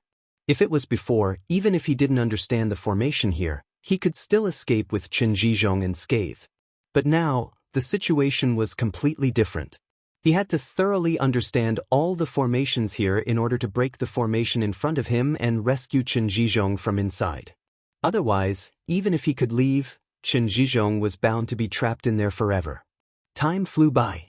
In the blink of an eye, 6 days had passed. The moment Tan Xiu opened his eyes, he saw the column of blood that enveloped Chen Zhizhong gradually dissipate between heaven and earth. On Chen Zhizhong's naked body, countless ancient runes surged like a tide. Tan Xiu could even clearly see countless runes in Chen Zhizhong's muscles, bones, and internal organs. It's done? Tan Xiu's eyes revealed a look of anticipation, but when he shifted his gaze to the sky tens of meters high, his eyes revealed a hint of sadness. Hundreds of Diablo Precantator clansmen were suspended in the air like dried corpses. They were hanging on to their last breaths, waiting for the inheritance to end. At this moment, the discus devil monster suddenly opened his eyes. The only color in his gray eyes was Chen Zhizhong's body. He knew that the Diablo Precantator clan had not completely disappeared from this world. Chen Zhizhong, who had received their inheritance and transformation, was the seed of the Diablo Precantator clan. His bloodline contained the blood of the Diablo Precantator tribe, and his soul also bore the mark of the Diablo Precantator tribe. As long as he didn't die, the Diablo Precantator clan could take root and sprout, and a brand new Diablo Precantator clan would emerge. Disciple of the Rosefinch Holy Sect, Honorable Tan Xiu, we have fulfilled our promise and repaid your kindness. We're about to disappear from this world. I hope you can rescue the seed of our Diablo Precantator clan and let him continue the bloodline of our clan after 10,000 years, said the discus devil monster slowly. Tan Xiu raised his arm, put his fist on his left chest, and said in a deep voice, I, Tan Xiu, assure you that I'll definitely rescue my disciple and make him have unlimited achievements. The bloodline and soul of your Diablo Precantator clan will return to the immortal world countless years later and restore your former glory. Thank you. The saber reappeared in front of the discus devil monster, while the innate natal weapons of the hundreds of Diablo Precantator clansmen also appeared. Return! Roared the discus devil monster. Return! Return! Return! Hundreds of Diablo Precantator clansmen also roared. As the sabers swept across their bodies, a ball of flame bloomed from their bodies. Finally, the raging flames began to burn and their bodies were burned to ashes in the raging fire. It was a very pure death. It wasn't an ordinary death, but a true soul dissipation. Chen Zhizhong's eyes slowly opened and 2 lines of tears flowed down his cheeks, dripping on his bronze chest and falling on the heavy ground under his feet. 3 bows and 9 kowtows. It was the human clan's grand ceremony of worship. After finishing all this, Chen Zhizhong walked to Tan Xiu with a sorrowful look in his eyes. He stopped in front of the transparent energy shield and respectfully kowtowed 3 times to Tan Xiu. Then he got up and asked, Why, master? Tan Xiu knew what Chen Zhizhong was referring to. With a complicated expression in his eyes, he shook his head and said, I'm sure I can break this array and tear this cage for the Diablo Precantator clansmen. I can let them leave this pocket world and go to the wonderful world outside. But, asked Chen Zhizhong again. You don't understand the Diablo Precantator clan. Tan Xiao shook his head and said, You don't understand the Diablo Precantator clansmen who cast the life and death nightmare on themselves. It's a kind of sorrow and never-ending pain for them to live. Death is the best ending for them and also the ultimate relief. There's hope in the future as long as they're alive, said Chen Zhizhong. Who can be sure that the forbidden spell they cast on themselves won't be able to be broken in the future? You're omnipotent in my heart. You'll definitely find a way in the future. Don't talk about the future. Tell me about the present, said Tan Xiao in a deep voice. If I release them now and take them out of this pocket world to the outside earth, can they control themselves? Tell me, with the bloodthirsty nature of the Diablo Precantator clan, can they control themselves? Can the humans on Earth stop these Diablo Precantator clansmen who are at least at the golden immortal stage? If they start a massacre, the outside world will be littered with corpses and rivers of blood. Listen, I'm talking about the best ending. The worst ending is that they can easily blow up Earth, leading to the destruction of all humans on Earth. They can tear open the space barrier with their own strength and go to another world to survive. They can even find the passage back to the immortal world. But can you bear the destruction of Earth and the extinction of humanity?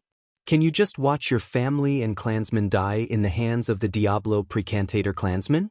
Tan Xiao's words were sonorous and forceful. Chen Zhizhong was rendered speechless by Tan Xiao's words. He just blamed Tan Xiao for deceiving hundreds of Diablo Precantator clansmen, but now he understood.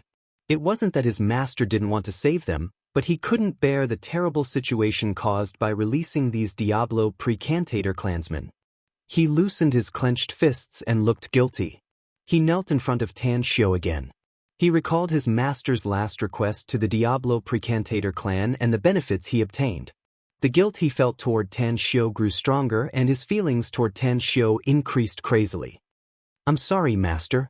Tan Xiao's expression eased as he shook his head and said, You don't need to apologize to me. We're master and disciple. There are only two kinds of people in the cruel immortal world. The first kind is blood relatives, and the second kind is a master and disciple who are like father and son. You're my disciple, so you're naturally the closest person to me.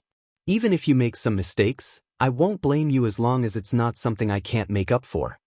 Master and disciple were like father and son.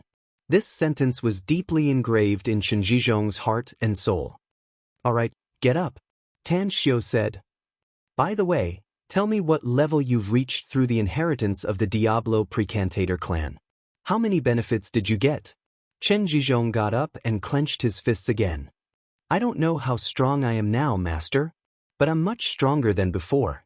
I have a feeling that even if there's a small mountain in front of me right now, I can still smash it with one punch. Tan Xiao nodded in satisfaction and asked, What else? Hundreds of predecessors of the Diablo Precantator clan passed on all their lifelong knowledge to me, said Chen Zhizhong. I got a lot of knowledge from the Diablo Precantator clan, including witchcraft, secret arts, and forbidden spells. Strictly speaking, I'm actually a member of the Diablo Precantator tribe now. Very well. Tan Xiao nodded and said, You should have heard the promise I made to the seniors of the Diablo Precantator clan very clearly. I hope you can restore the glory of the Diablo Precantator clan in the future and let all the races, be they humans, immortals, demons, witches, ghosts, demons, spirits, and gods, know that the Diablo Precantator clan was not completely extinct hundreds of thousands of years ago. Live well for me. I hope that my apprentice can grow up with me and have limitless achievements. Become a supreme existence in the immortal world, and maybe even have the chance to fight our way into the higher dimension, the God world. Chen Zhizhong's heart surged as he shouted, Master, I'll follow in your footsteps and kill my way to the immortal world and the divine world. I, Chen Zhizhong, will always be your closest disciple. Well done. Tan Xiao burst into laughter. I used to be a supreme in the immortal world, and I'll become a supreme in the divine world in the future. And my apprentice can't be any worse than me. What? Chen Zhizhong's expression suddenly froze and incredulity filled his eyes. He looked at Tan Xiu and asked with a trembling voice, Master, what did you just say? You said you used to be a supreme in the immortal world? Now that you've obtained the inheritance of the Diablo Precantator clan, I naturally don't need to hide it from you anymore. Tan Xiu nodded. I was indeed a supreme in the immortal world, a peerless powerhouse who stood above the hundreds of millions of races in the immortal world. But because of the sneak attack by my enemies, I had to start all over again. Remember, you must never tell anyone about this except for you, not even the people you think are the closest to you. Else, once the news that I'm still alive is known by my supreme enemies in the immortal world, I'm afraid we'll all die.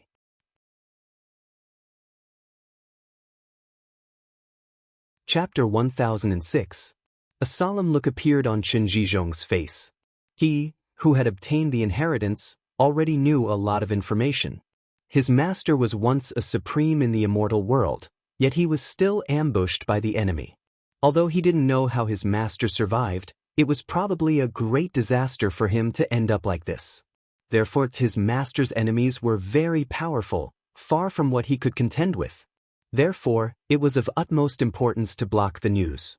Don't worry, master, said Chen Zhizhong. I'll never divulge this matter to anyone, not even my family. It's good that you remember that. Tan Xiu nodded. Let's not waste any more time here. I've already comprehended most of this array. I'll be able to crack it in 2 days at most. We'll leave then. You consolidate your current realm while I'm comprehending this array. Understood. After saluting, Chen Zhizhong turned around and walked to a blue stone not far away. He then sat cross-legged to consolidate his cultivation. Tan Xiu didn't want to waste time, so he devoted all his attention to comprehending the array. If it were the Diablo Precantator clan's array, it would take him some effort to crack it. After all, he didn't know much about the Diablo Precantator clan's array. But the principle of the Sacred Pristine Palace's array was similar to what he knew. It was a pity that he had to start from scratch and his cultivation was too low. Else, he would be able to comprehend the array in front of him in a flash and easily crack it with a lift of his hand. 2 days passed by quickly. When Tan Xiu mastered the array of the entire pocket world, he had already understood all the mysteries of the array within the array in front of him. The array was interconnected and profound. Fortunately for Tan Xiu, he directly comprehended the array of the entire pocket world. If he were to directly comprehend the mysteries of the array in front of him, it was likely that he wouldn't be able to fully comprehend it in a short time. The design of the array, as well as several novel outlines, were still a bit beneficial to Tan Xiu. Break. As Tan Xiu pointed his finger, the transparent energy shield covering the valley suddenly rippled and a crack suddenly appeared in the blink of an eye. Master! Chen Zhizhong had already woken up from his cultivation the moment Tan Xiu broke the formation. As the crack widened, he dashed in front of Tan Xiu at lightning speed. Due to the surge in his cultivation, he was still unable to control this power. If Tan Xiu had not dodged it, he would have crashed into Tan Xiu's arms. Tan Xiu smiled and said, "Looks like you still need some time if you want to stabilize your realm and completely control the power you have now. When you go back, hand over your family business to your son to take care of. Even if he didn't want to, he could go back to Star City to take over. As for you, you need to go into secluded cultivation in your clan grounds. Cultivating there will allow you to achieve twice the results with half the effort." Chen Zhizhong quickly asked, "Master, where is the clan?" "Nine Dragons Island," answered Tan Xiu with a smile. Chen Zhizhong immediately understood. When Tan Xiu bought 9 Dragons Island, he knew that Tan Xiu didn't have enough money, so he took out most of the money. Further, he also knew that Tan Xiu rebuilt 9 Dragons Island, but he didn't expect that his master, Tan Xiu, would choose to establish the Tang sect there. "I'll arrange it immediately after I get back, master." Tan Xiu nodded and instantly dashed into the array. Under Chen Zhizhong's confused eyes, his figure flickered and formed a small hurricane as Tan Xiu's items kept falling into his hands and were then stored into his interspatial ring. After a long while, Tan Xiu came out of the array and threw a war blade to Chen Zhizhong. Then he lightly smiled and said, This is the war blade of Discus Diabolos. Discus Diabolos used to have a prominent status and commanded countless Diablo Precantator clan's powerhouses. His warblade is also a good immortal Precantator artifact. You should refine this warblade and use it as your weapon before you break through to the immortal stage. When you're strong enough in the future, you can smelt this warblade and refine it into an immortal artifact that truly belongs to you. Understood, replied Chen Zhizhong with a satisfied expression. Although a large number of items left by the Diablo Precantator clan were all taken away by his master, Tan Xiu, he was well aware that he was the one who got the most benefits. Just the inheritance of the Diablo Precantator clan and the transformation of his body were a once-in-a-lifetime great opportunity for him. Weapons. They were just worldly possessions. However, Chen Zhizhong didn't know how many treasures were contained in the weapons and interspatial rings of the Diablo Precantator clan that Tan Xiu collected in the immortal world. He also didn't know how valuable these things were. It must be noted that the number of Diablo Precantator clan's clansmen who left their interspatial rings and weapons were not only in the hundreds. There were also more than 12 million members of the Diablo Precantator clan. Tan Xiu's method of collecting them was very fast. It was incredibly fast, but it still took him a long time to collect everything. Fortunately, he had directly refined an interspatial ring of the Diablo Precantator clan, else he wouldn't have been able to store so many things in his interspatial ring. Chen Zhizhong had never been to the immortal world and didn't know much about immortal Precantator artifacts. Otherwise, he would have realized that the value of the immortal Precantator artifacts Tan Xiu took away was enough for him to buy a large starfield in the immortal world and recruit millions of immortals to work for him. Let's go!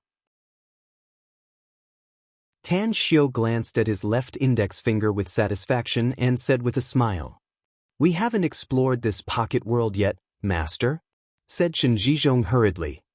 "If there are a lot of ores in here, we have to take them away."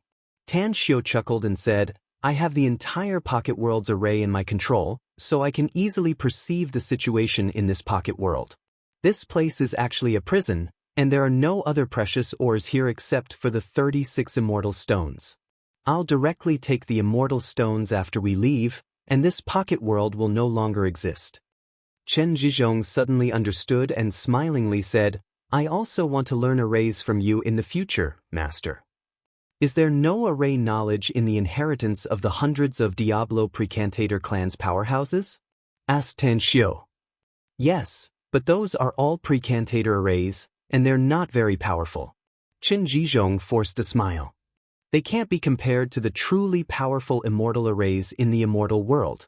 "You're right." Tan Xiu smiled and said, "The Diablo Precantator clan is very powerful, and what they pursue more is their own strength, as well as the quality of their weapons. They don't pay much attention to auxiliary feng shui arrays. I'll teach it to you later if you want to learn it." "That's right, I forgot something. Unleash your strongest attack. Let me see what realm you've reached now." Chen Zhizhong replied and flashed to the distance. When he was a kilometer away, he fiercely punched the hilltop in front of him. One blow. The tens of meters high hilltop was directly blasted away.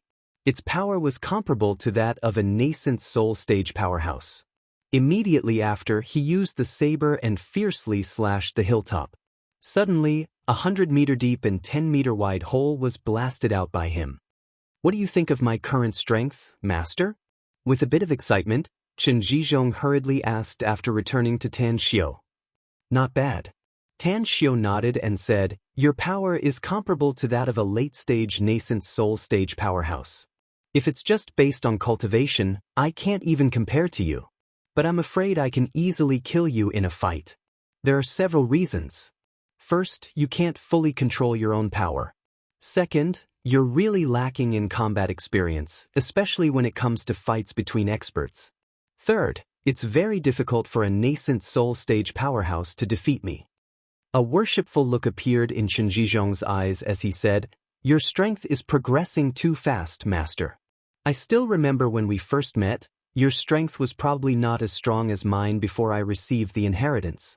But it's only been a year and a half, yet you're able to defeat a nascent soul stage powerhouse. That's really amazing. I think it won't take you a few years to cross the tribulation and become an immortal, no? Tan Xiao couldn't help but laugh. How can it be so easy to cross the tribulation and become an immortal? It's a matter of course that the cultivation speed is fast in the early stage, but it will be more difficult later on. It takes a lot of time to break through each level. My luck is good and I've had a lot of fortuitous encounters, so I can be comparable to a nascent soul stage powerhouse in just a year and a half. But it's hard to say in the future. Chen Zhizhong suddenly understood. He didn't know much about cultivation, and the inheritance of the Diablo Precantator tribe was only about the situation of the Diablo Precantator tribe and their cultivation situation. There was no shallow attempt at the immortal world. However, even if Tan Xiao said so, his heart was still full of worship. After all, he knew how powerful the supremes in the immortal world were. Even during the heyday of the Diablo Precantator clan, no one seemed to have broken through to the supremacy stage. Even the previous kings of the Diablo Precantator clan were only at the perfected golden immortal stage. Soon after, Tan Xiao and Chen Zhizhong appeared at the exit of the cave passage and looked back at the pocket world in front of them. Tan Xiao's eyes didn't have the slightest fluctuation. After ordering Chen Zhizhong to wait for him outside, he immediately used his means to break the entire array. Immortal stones, come! Along with his shout, 36 immortal stones flew in front of him and were directly put into his interspatial ring. These immortal stones were of little use to him, but they were the best treasures for Gu Yan and Ji Qi. They were now on Earth, and there was no immortal qi on Earth at all. Whether it was to restore their strength or heal their injuries, the speed would be very slow. The earth quaked and the mountains shook. Tan Xiao watched as the pocket world in front of him gradually became illusory.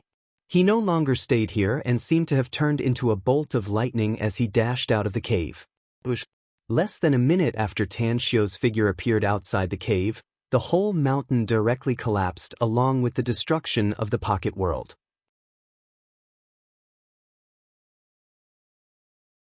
Chapter 1007. Tan Xiao took Chen Zhizhong, Tang 28's group of 5 and soared into the air. Standing hundreds of meters in the air, he looked at the collapsed mountain peak and sighed inwardly. The Diablo Precantator clan was truly pitiful. The sacred pristine palace was truly hateful. The feud between the two sides from hundreds of thousands of years ago had completely come to an end along with the destruction of the pocket world and the collapse of this mountain peak. At present, there was only one big puzzle in Tan Xiao's mind. What kind of existence was Earth? Why were there so many strange spaces connected to the Earth? However, this puzzle had been in his mind for a long time, but he also knew that it would be very difficult for him to figure it out in a short time. Therefore, he no longer thought about it and quickly left Changbai Mountain with Chen Zhizhong, Tang 28, and the others. In addition, he separated from Chen Zhizhong halfway through the journey. Take care, master. I'll be waiting for you in Star City. Chen Zhizhong was somewhat reluctant before parting. After the experience, he had developed deep feelings for Tan Xiao and regarded Tan Xiao as his master. I won't be staying in the imperial capital for a long time, said Tan Xiao with a smile. Hurry up and solve your business issues. I'll take you to Nine Dragons Island when I go back. Understood, Chen Zhizhong replied and quickly left. At the imperial capital. It was the first time for Tang 28's group of 5 to come here. They all knew that the imperial capital was the capital of China and one of the most prosperous metropolises in the country. Therefore, even though they were much more mature than their peers, they were still a bit curious. Where are we going, sect master? Asked Tang 28 curiously after coming out of the airport with Tan Xiao. Don't ask this kind of question again in the future, said Tan Xiao. You're to follow me wherever I go. Remember, you'll be my shadow in the future, and the 4 of you will be Tang 28's shadows. You must learn to be silent and execute my orders if you want to follow me. Tang 28's group of 5 hurriedly nodded and dared not speak again. Tan Xiao came to the capital this time for Tang Guisheng's 80th birthday. If he was still abroad, it would have been fine if he couldn't make it back in time. Since he was already back in the country and it was on the way, he decided to stay in the capital for a while to celebrate with the old master. After getting on the taxi, Tan Xiao told the driver the address of the Tang family's residence.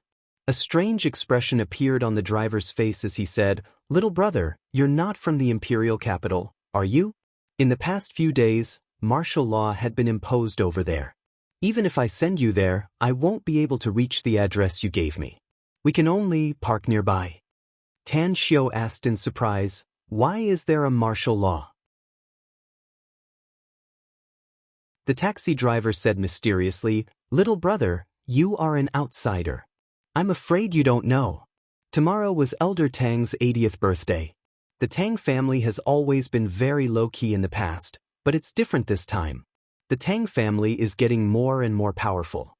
It just so happens that the Tang family has something to do with the 80th birthday of their old master, so the Tang family is preparing to hold a big celebration. Several streets in the vicinity are under martial law to avoid any troublemakers.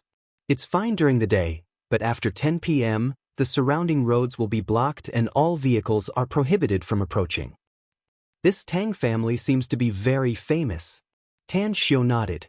The taxi driver gave Tan Xiu a "don't talk nonsense if you don't know" look. After starting the car, he said while driving, "Little brother, who in the capital doesn't know about the Tang family? Even in China, anyone with some ability knows about Tan Xiu's existence. Elder Tang used to be a senior statesman of our country, a real big shot, and a former great general. Also, haven't you heard that the Tang family's archenemy, the Yao family, fell inexplicably last year? The current Tang family may not be the first or second in the capital, but they're definitely in the top 3. So powerful?" asked Tan Xiu with a faint smile. The taxi driver didn't pay attention to Tan Xiu's expression. He held the steering wheel and looked at the road ahead. He nodded and said, "Of course they're powerful. It's a pity that I didn't reincarnate into this family. Otherwise, I would be able to live like an emperor if I were a member of the Tang family. You don't know, but the status of the Tang family's members in the capital is simply ridiculously high. Some time ago, a young master of the Tang family called Tang Wei smashed the famous Paradise Charm Club in the capital. The scene was very big. What was the result? Nothing happened to young Master Tang Wei, but the Paradise Charm Club's owner, as well as those silk pants young masters who offended young Master Tang Wei, bowed and apologized. I heard that they even compensated young Master Tang Wei with a lot of money." Tang Wei? Tan Xiu was at a loss whether he had to cry or laugh. He didn't expect that Tang Wei would cause such a big mess. Even if he got the upper hand in that matter, he was afraid that he wouldn't be able to avoid being cleaned up after he returned home. It was because the elders of the Tang family had issued a death order that the Tang family's juniors must never be like those silk pants young masters who caused trouble outside. "I'm afraid this guy hasn't been having a good time recently," Tang Xiu thought with a gloating expression. Half an hour later, when the taxi drove in the downtown area and just got off from an overpass, the road ahead was congested. "Why is Qingfeng Road blocked again? Is there a traffic accident ahead?"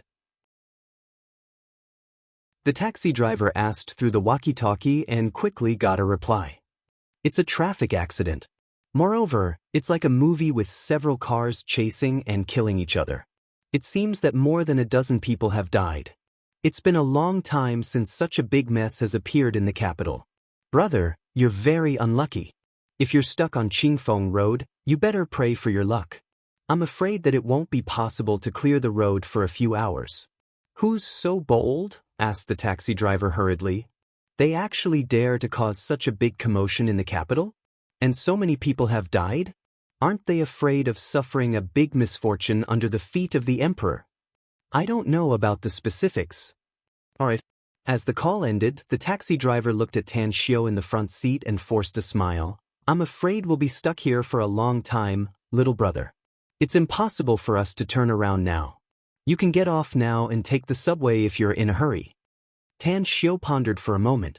Then he took out 200 yuan from his pocket and handed it to the taxi driver, saying, "Let's get off here, master. Please take the money and keep the change." The taxi driver didn't expect that Tan Xiu would be so generous and hurriedly said, "I don't need so much, little brother. I don't need even one." Tan Xiu pushed the door open and waved his hand with a smile.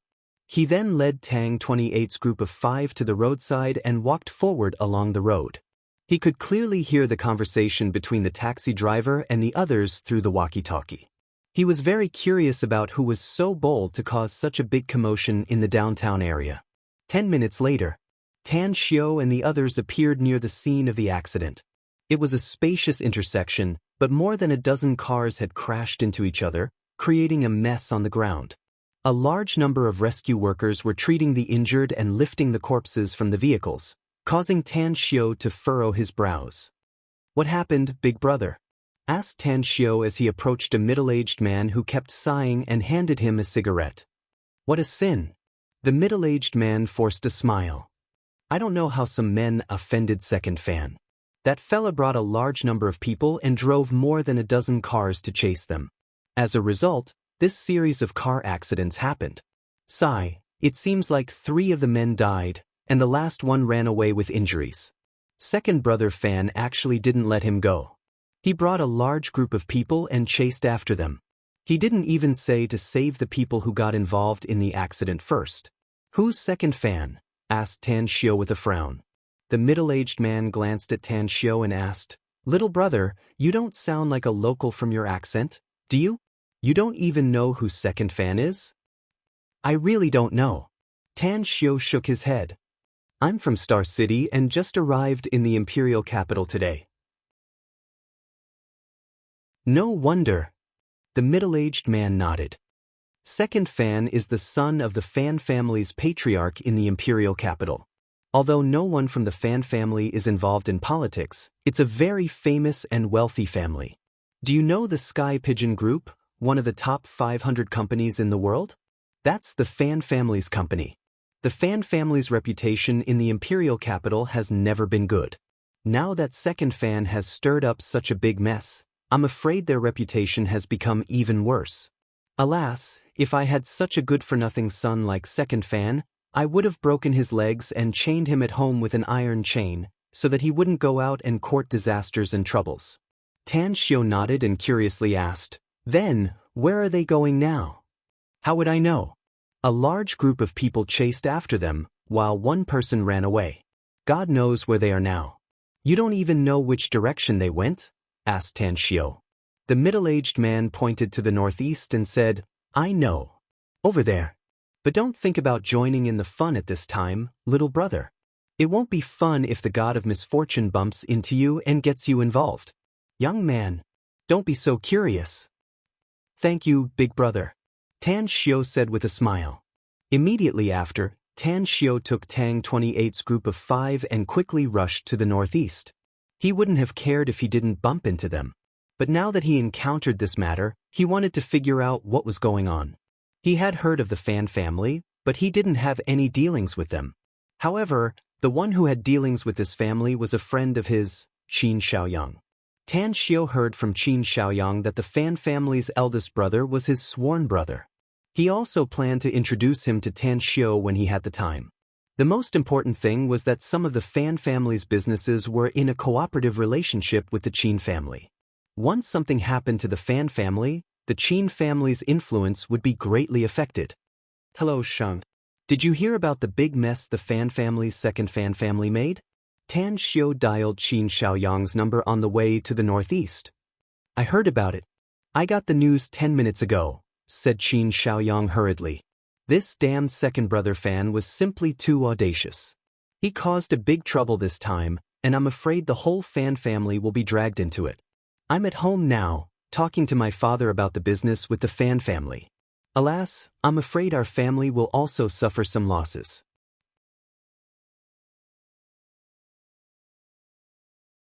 Chapter 1008. Holding the phone, Tan Xiao's eyes were full of sympathy. The chase and killing on the streets of the imperial capital was bound to attract the attention of countless people. Most importantly, this was just the beginning. It was likely that there would be more horrifying killings in the imperial capital in the future. As a friend, I'll give you a piece of advice.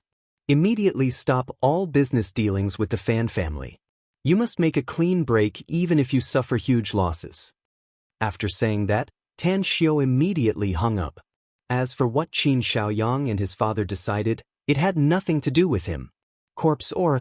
This was the aura he sensed at the murder scene. The person who left this corpse aura was likely to be in cahoots with the second Fan family. If that was the case, then the Fan family would face imminent disaster. Anyone who had a deep relationship with the Fan family would be implicated. Imperial capital, Dragon Village Villa Complex. The King Villa was the most luxurious villa in the entire Dragon Village Villa Complex. It had a European style and had 4 floors with luxurious interior decoration. Qin Xiaoyang hung up the phone in a daze inside the spacious study room. In front of him, a middle-aged man and another young man looked at him with dissatisfaction. It was Qin Xiefeng. The big boss of the Qin group had a net worth of at least 50 billion yuan. He could be regarded as a top super-rich even in the entire Huaxia. He was a thin man with a wise and far-sighted look in his eyes. Although he was dissatisfied with his son answering the phone at this time, he still lit a Cuban cigar, took a few deep puffs and said, "Xiaoji is a government official and usually doesn't care about business. But what about Xiaoyang? Tell me, what should we do now?" Qin Xiaoyang raised his head and said in a deep voice, "Stop all business dealings with the Fan family and draw a clear line with them. We'll no longer have any connection with them in the future." "Bam? Nonsense!" Qin Xiefeng angrily shouted. "I thought you've made great progress in these years, but I didn't expect you to be so stupid in this matter. Do you know that our Qin family and the Fan family have invested at least 10 billion yuan in our business dealings? That's 10 billion. Do you think we'll stop it just because you say so? Don't you know how heavy the loss will be for our family?" Qin Xiaoji frowned and then said, "Xiaoyang, we've invested tens of billions of yuan in this cooperation project. Stopping all of them will make us suffer heavy losses. Even the board of directors of the group will have a hard time approving it.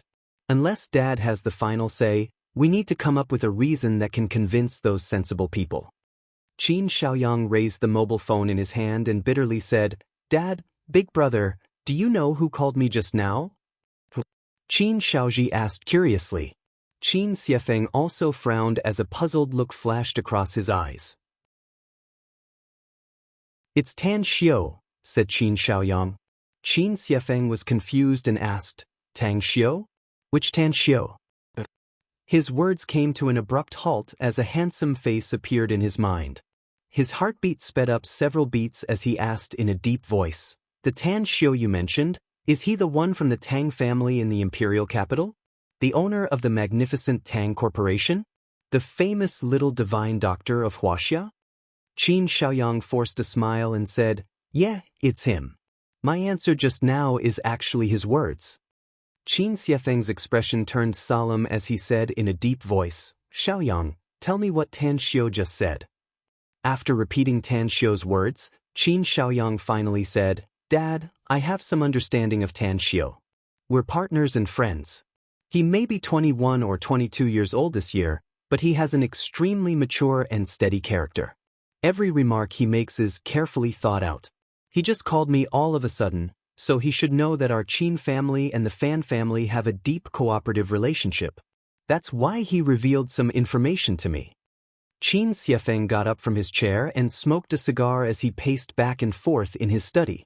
A bit of hesitation could be seen on his resolute face. From Tan Xiu's call just now, he faintly realized that the Fan family was about to encounter a big problem. Once something big happened to the Fan family, the cooperation between the Qin family and the Fan family was bound to be greatly affected. It would be very troublesome if the Qin family was involved in some matters. But it was tens of billions of investment. Even if he immediately issued an order to stop the cooperation and try to recover some losses as much as possible, the final loss was likely to reach 5 billion. What should he do? Qin Xiefeng stopped by the window and looked at the scenery outside. Then he suddenly asked, "Can I talk to Tan Xiu personally?" "It'll be very difficult, Dad." Qin Xiaoyang forced a smile. "Tan Xiu just hung up the phone after he said that to me. That means he doesn't want to talk anymore. Even if you call him, I'm afraid he won't tell you anything." Qin Xiefeng sighed and helplessly said, "Forget it. Since it's Tan Xiu who sent the news, I'm afraid the Fan family is really going to encounter a big problem. We'll completely stop the cooperation with the Fan family and withdraw our investment as fast as possible. We'll accept it even if we suffer a huge loss." Isn't this decision too hasty, Dad? Qin Shaoji quickly said. You made such a big decision just because of Tan Xiu's call. If nothing happens to the Fan family later, I'm afraid we'll thoroughly offend the Fan family. There are some things you don't understand, Shaoji, said Qin Xiefeng. The Tang family in the imperial capital is one of the top aristocratic families in the entire Huaxia country. Whether it is the wealth, power, or connections, the Tang family can crush the Fan family. A long time ago, I wanted to have a relationship with such a real aristocratic family. It's best if I can establish a deep friendship with them. I didn't manage to do it, but Xiaoyang did. I only learned about his friendship with Tan Xiu later. Therefore, I sent some people to secretly investigate some information about Tan Xiu. The result of the investigation was shocking. Tan Xiu has become the most outstanding descendant of the Tang family.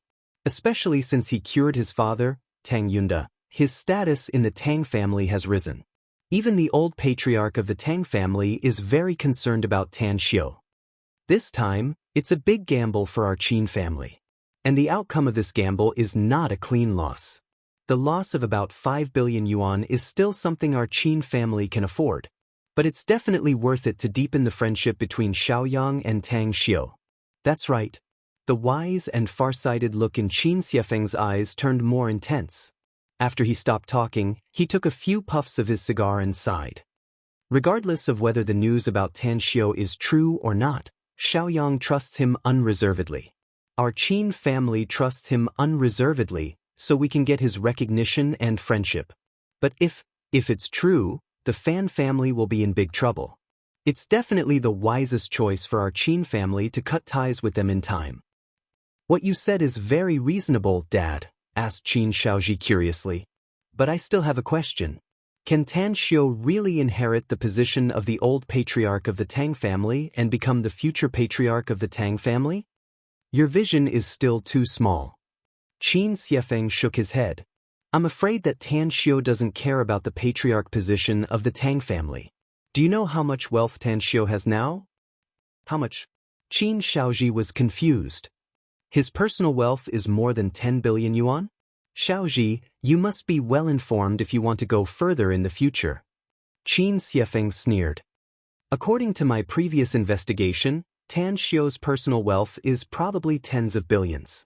The magnificent Tang Corporation has been making a lot of moves in the recent half a year. Let alone the profits from their extremely popular products. Just the income from the development of Star City's new metro and the sale of the properties they bought internally are enough to earn them a lot of money. How is that possible? Qin Shaoji was shocked. Why is it impossible? Qin Xiefeng sighed. The magnificent Tang Corporation's products are simply in short supply in the market. As long as they can produce them, the market will never be able to digest them no matter how many products they produce. Such a terrifying profit is definitely something that all businessmen in the business world are extremely envious of. As for the development of Star City's new metro, do you know who are the partners of the magnificent Tang Corporation? I don't know. Qin Shaoji shook his head. Big brother, let me explain it to you. Qin Xiaoyang said. There are a total of 7 forces involved in the development of Star City's new metro.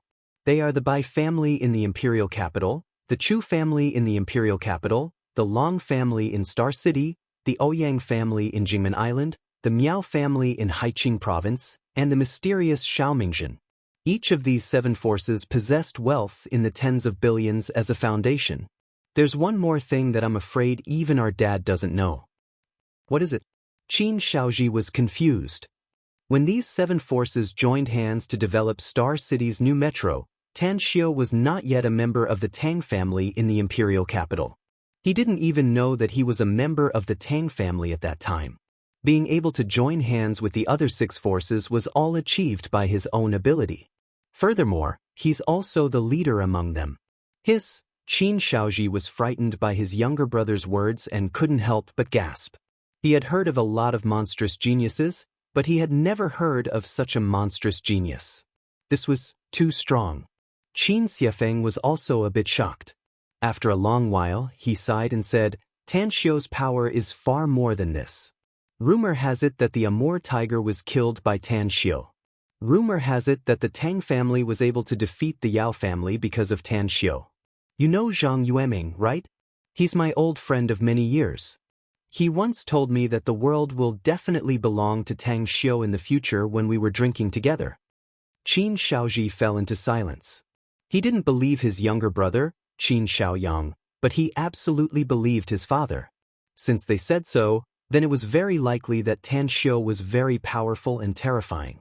Qin Xiefeng extinguished his cigar and waved his hand. All right, Xiaoyang. Help me immediately stop the business cooperation with the Fan family. Also, go find Tan Xiu and see if you can get some useful information from him. Xiaoji, you don't know how to do business, so go back first.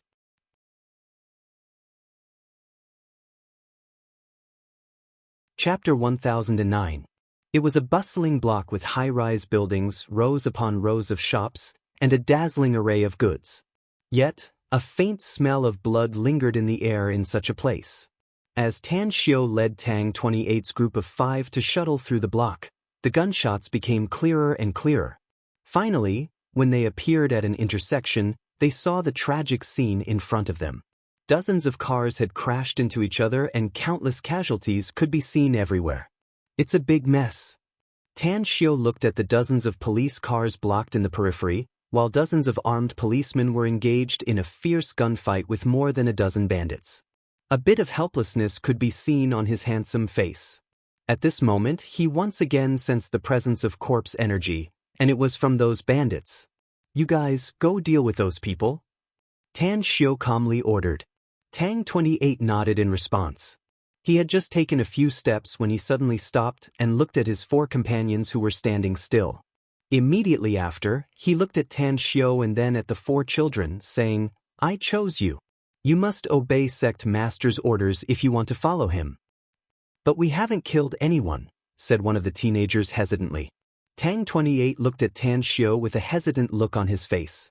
In fact, he had never killed anyone. Although he had lived a hard life with no fixed abode and no one to rely on, fighting with other children and being bullied by others were common occurrences, he still had an inexplicable fear toward killing people.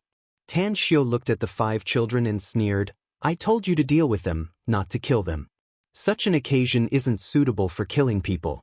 You just need to cripple them and knock them out. However, I just found out one thing today. Your hands haven't been stained with blood and you haven't killed any enemies yet.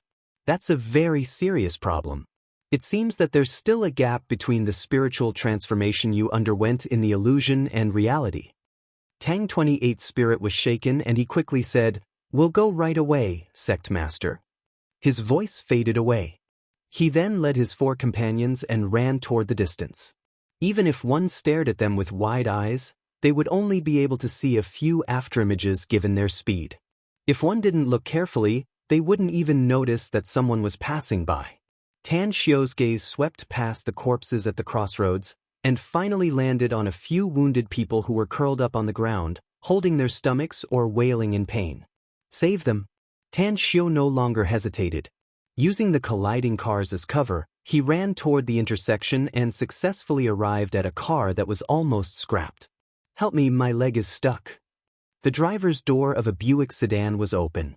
A fat middle-aged man with blood all over his face in pain saw Tan Xiu squatting outside the door and immediately begged. Tan Xiu's spiritual sense covered a radius of hundreds of meters. Looking at the middle-aged fat man in pain, he quickly got up and got into the car. With the strength of his hands, he easily pushed the thing that was stuck to the middle-aged fat man. Pooh, pew. Tan Xiu quickly took out a silver needle and pierced it into 2 acupoints on the middle-aged fat man's body. Then, he carefully pulled him out of the car and said in a low voice, Don't worry. I'm a Chinese medicine practitioner. Your injuries are very serious. The bones in your legs are broken, but I've sealed the wound. You won't bleed too much, so it won't be a problem for you to keep your life. What you need to do now is to sit here and not move. Wait for the police to subdue those criminals, and then the doctors will rush here to give you the next treatment. The fat middle-aged man grabbed Tan Xiu and hurriedly said, Doctor, can my legs be healed later? Tan Xiu patted his shoulder and nodded. Don't worry. I'll go to the hospital to find you after everything here is over. I'm sure your legs will be healed by then. But I still need to treat the others, so pay attention to your safety. The fat middle-aged man was horrified. Doctor, you're going to save people now? Heavens! Are you crazy? Those criminals are fighting with the police now. If you go now, bullets don't have eyes. What if you get shot? Tan Xiu smiled indifferently and said, Don't worry. Since I can save other people's lives from the king of hell, I can also save my own life.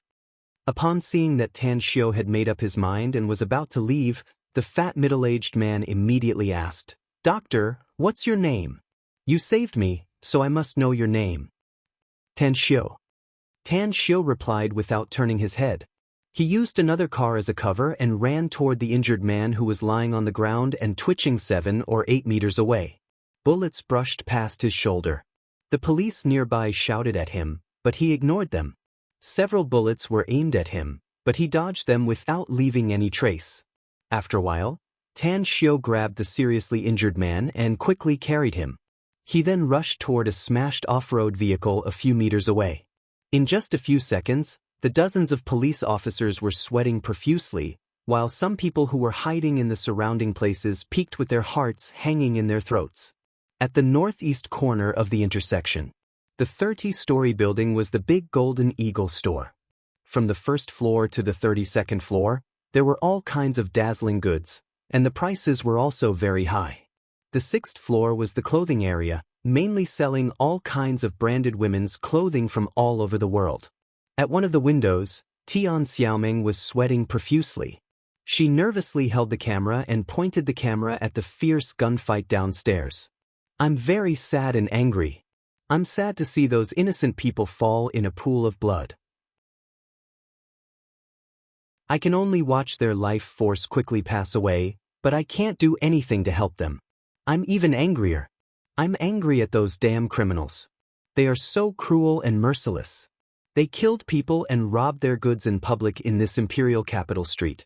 All my dear fans, Xiaoming never dreamed that I would come to the imperial capital to participate in an entertainment program.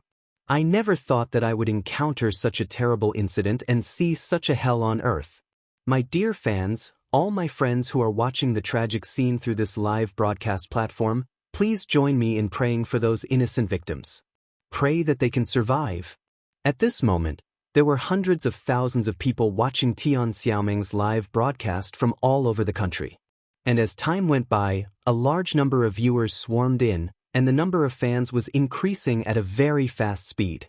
In just 5 or 6 minutes, the number of fans who entered the live broadcast room had exceeded 300,000 people. No one spoke. No one tipped. Pairs of shocked and sympathetic eyes stared at the tragic scene on the screen. Many timid girls and kind-hearted boys and girls even covered their mouths with tears flowing out of their eyes. Suddenly Tian Xiaoming's body slightly trembled. A look of disbelief suddenly appeared in her big bright eyes. Although her hand holding the mobile phone was trembling, she still cried out involuntarily, "How could it be him? It's dangerous. How did he break in?" Hundreds of thousands of people heard Tian Xiaoming's voice, and their minds were filled with strong curiosity. At this moment, among the hundreds of thousands of people who were staring at the tragic scene, some people recognized the figure in the screen. Even if it was a bit blurry, they could still recognize the person's face. Tan Xiu. No one knew who typed these 2 words in the comment section. Suddenly, hundreds of thousands of people were attracted by the figure who sprinted to the side of a smashed off-road vehicle. After their identification, they quickly recognized that the person was Tan Xiu, the famous small business owner Tan Xiu, the good doctor with a heart of gold. Tan Xiu. Tan Xiu. Tan Xiu. In the comments section, countless viewers began to type these 2 words. As a result, the 2 names in the comments section were crazily scrolling. Tian Xiaoming stared at Tan Xiu's figure, feeling that her breathing had become rapid. Her eyes were full of worry and eagerness. Tears flowed out of her eyes and slid down her delicate and lovely face. He's saving people. Tian Xiaoming's tone was a bit sobbing. Watching Tan Xiao save the wounded who was wailing in pain and curling up his body, and sprint to the side of the off-road vehicle to avoid the bullets, she had mixed feelings in her heart. Suddenly, she seemed to have realized something.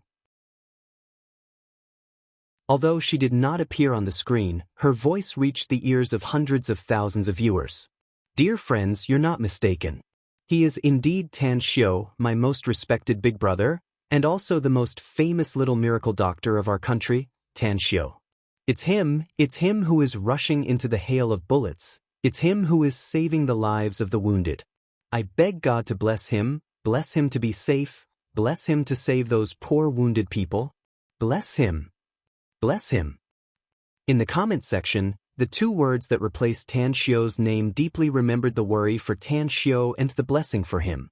In their hearts, the name Tan Xiao had been deeply engraved in their minds, and they had already deeply remembered his face. What was courage?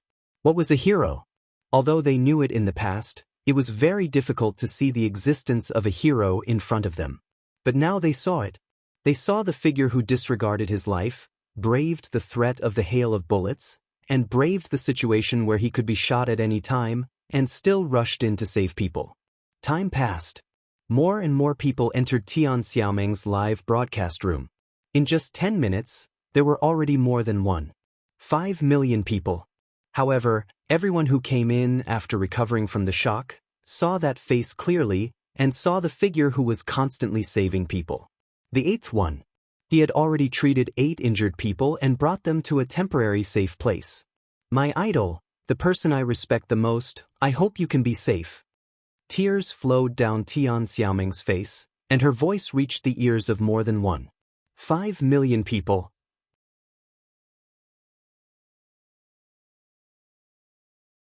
Chapter 10:10.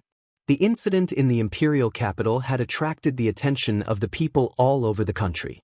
Because of Tian Xiaoming's live broadcast, all the big shots were aware that it was impossible to suppress this news no matter how hard they tried. Therefore, the major media began to report it after being authorized by some high-level officials. Creating public opinion. It was to guide the wind to a healthy direction.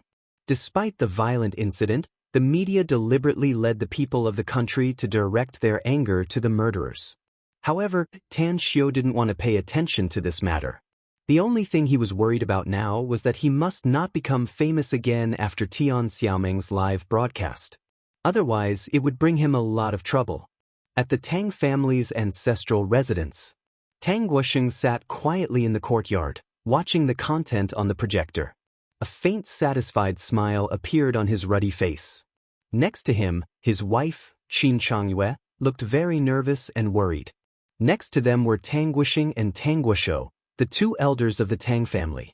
Behind them were Tang Yunpeng, Tang Yunda, Tang Min, Tang Dong, Tang Yen, and Tang Yunqing.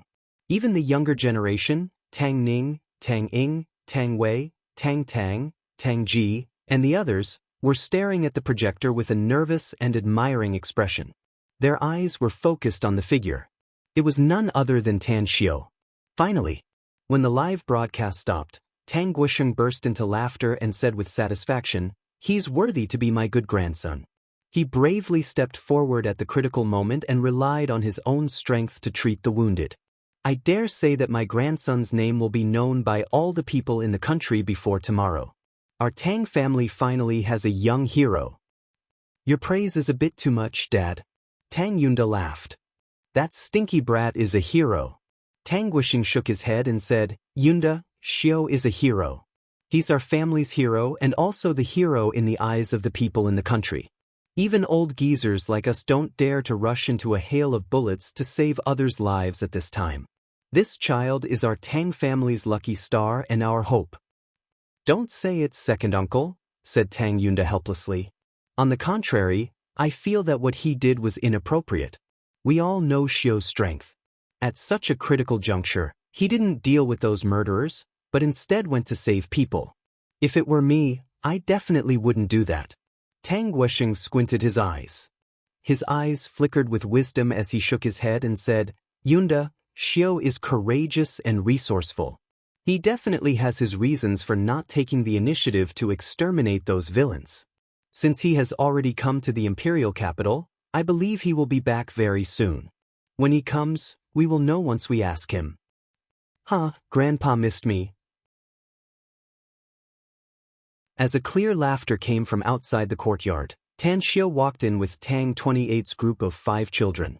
At this moment, everyone in the courtyard turned to look at him and Tang 28's group of 5. Tang Guosheng stood up from the rattan chair with a satisfied look on his aged face. He laughed heartily and said, "Xiao, you've done another great thing. There aren't many people this grandpa admires in my life, but you're definitely one of them." "You're overpraising me, Grandpa," said Tang Xiao with a smile.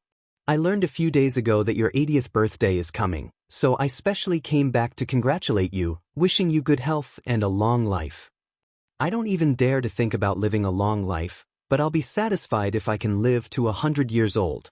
Tang Guosheng waved his hand and smilingly said, "Anyways, our whole family is here today, Xiao. Tell us, why did you choose to treat those seriously injured people instead of dealing with those murderers? Also, how did those murderers get dealt with inexplicably and inexplicably? Did you order someone to do it?" Tan Xiao pointed to Tang 28's group of 5 children and smilingly said, "He's Tang 28, Grandpa, and the other 4 are his companions. They are the ones who dealt with those murderers.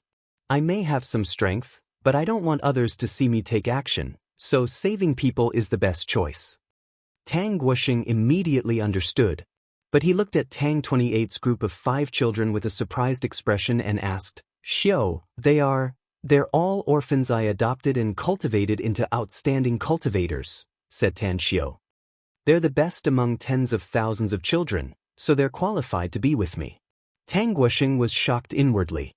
He knew that his grandson, Tan Xiao, had secretly adopted street children, but he didn't expect that he would impart cultivation arts to these children and turn them into cultivators. However, what shocked him the most was that these murderers were not weak. At the very least, their speed and strength, as well as the spear techniques they mastered, were absolutely top-notch. These children had only cultivated for a year at most, so how could they have such powerful strength? Tan Xiao didn't explain the cultivation level of Tang 28's group of 5. After greeting the other elders in the courtyard, he smilingly said, "I'm afraid the Fan family is going to run out of luck this time. The leader of the murderers is the second son of the Fan family's patriarch. I'm afraid the patriarch won't be able to handle such a big commotion this time." Tang Guosheng understood politics and was naturally aware of his grandson's meaning. He nodded and sighed, "That's right. The Fan family is in trouble this time. No one can save them at this time. That little girl who did the live broadcast has ruthlessly sprinkled salt on the Fan family's wounds. That little girl Xiaoming probably doesn't know how much influence her live broadcast has caused." Tan Xiao chuckled. The Fan family is really unlucky to have given birth to such a prodigal child who invites disaster. "You know that little girl?" asked Tang Guosheng, surprised. "I know her, Grandpa. We have a deep relationship." Tan Xiao chuckled. "I wouldn't have become famous if it wasn't for her. She was the one who publicized me in Star City Chinese Medical Hospital last time through a live broadcast. Afterward, she was the one who reported about me in an orphanage in Star City and made me face the people directly. But I didn't expect that it would be such a coincidence that she actually came to the imperial capital and happened to be at the place where the accident happened." Tang Guosheng nodded and smilingly said, "Xiao, I'm afraid this matter will be very big, so I need you to do something for me." "What is it?" asked Tan Xiao, confused. Tang Min walked out of the crowd and forced a smile. "Xiao, Auntie needs your help this time. The Chu family and the Fan family are somewhat pretentious and have some cooperation in some business fields. Once the Fan family collapses, the Chu family will definitely be implicated. Although I'm a daughter of the Tang family, I'm married to the Chu family and am their daughter-in-law. Therefore, I need you to come forward and help the Chu family in this matter." "What can I do?" Tan Xiao stared blankly for a moment and forced a smile. A shrewd glint flashed in Tang Min's eyes as she said, "Once the Fan family collapses, their business will definitely be seized. At that time, if you can come forward and meet some people, the seized business will fall into the hands of the Chu family. Of course, it will fall into the hands of the Chu family on the surface, but half of the benefits will be obtained by the Tang family. It seems that you are more than what I thought. Tan Xiu raised his thumbs up and praised. I originally thought that I only need to draw a clear line with the Fan family, but I didn't expect that there are still huge benefits involved. Just leave this matter to me and cousin Chu Yi. I think we can solve it. Auntie really didn't dote on you in vain, said Tang Min with a satisfied smile. Tang Xiu grinned and said, why can't I get some benefits? I heard that the Fan family has a bad reputation in the imperial capital. Since they deserve this calamity, then let them decline. At this moment, all the members of the Tang family in the courtyard were clearly aware of one thing. Although the Tang family's current patriarch was Tang Guosheng and his words carried enormous weight in the Tang family, the one who was second only to him was not the other elders, but Tan Xiu. His actions, his abilities, would directly affect the future fate of all the Tang clan members. The next day, Tan Xiu received accurate news that the patriarch of the Fan family had been arrested by the state for condoning his son to create such a huge bloody incident. All the members of the Fan family were also investigated by the state, and all the businesses of the Fan family were ordered to stop business for rectification. When the tree falls, the monkeys scatter. When the wall collapses, everyone pushes it. In just one day, the Fan family had been reduced from a second-rate family in the imperial capital to an existence that everyone would turn pale at the mention of and avoid.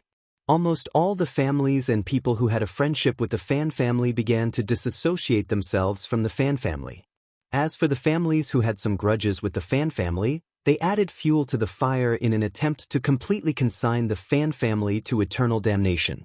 However, this news was meaningless to Tan Xiu. He didn't care about the life and death of the Fan family, nor did he care about what kind of miserable ending the Fan family would have. What he needed to figure out now was why the Fan family's villains had corpse chi.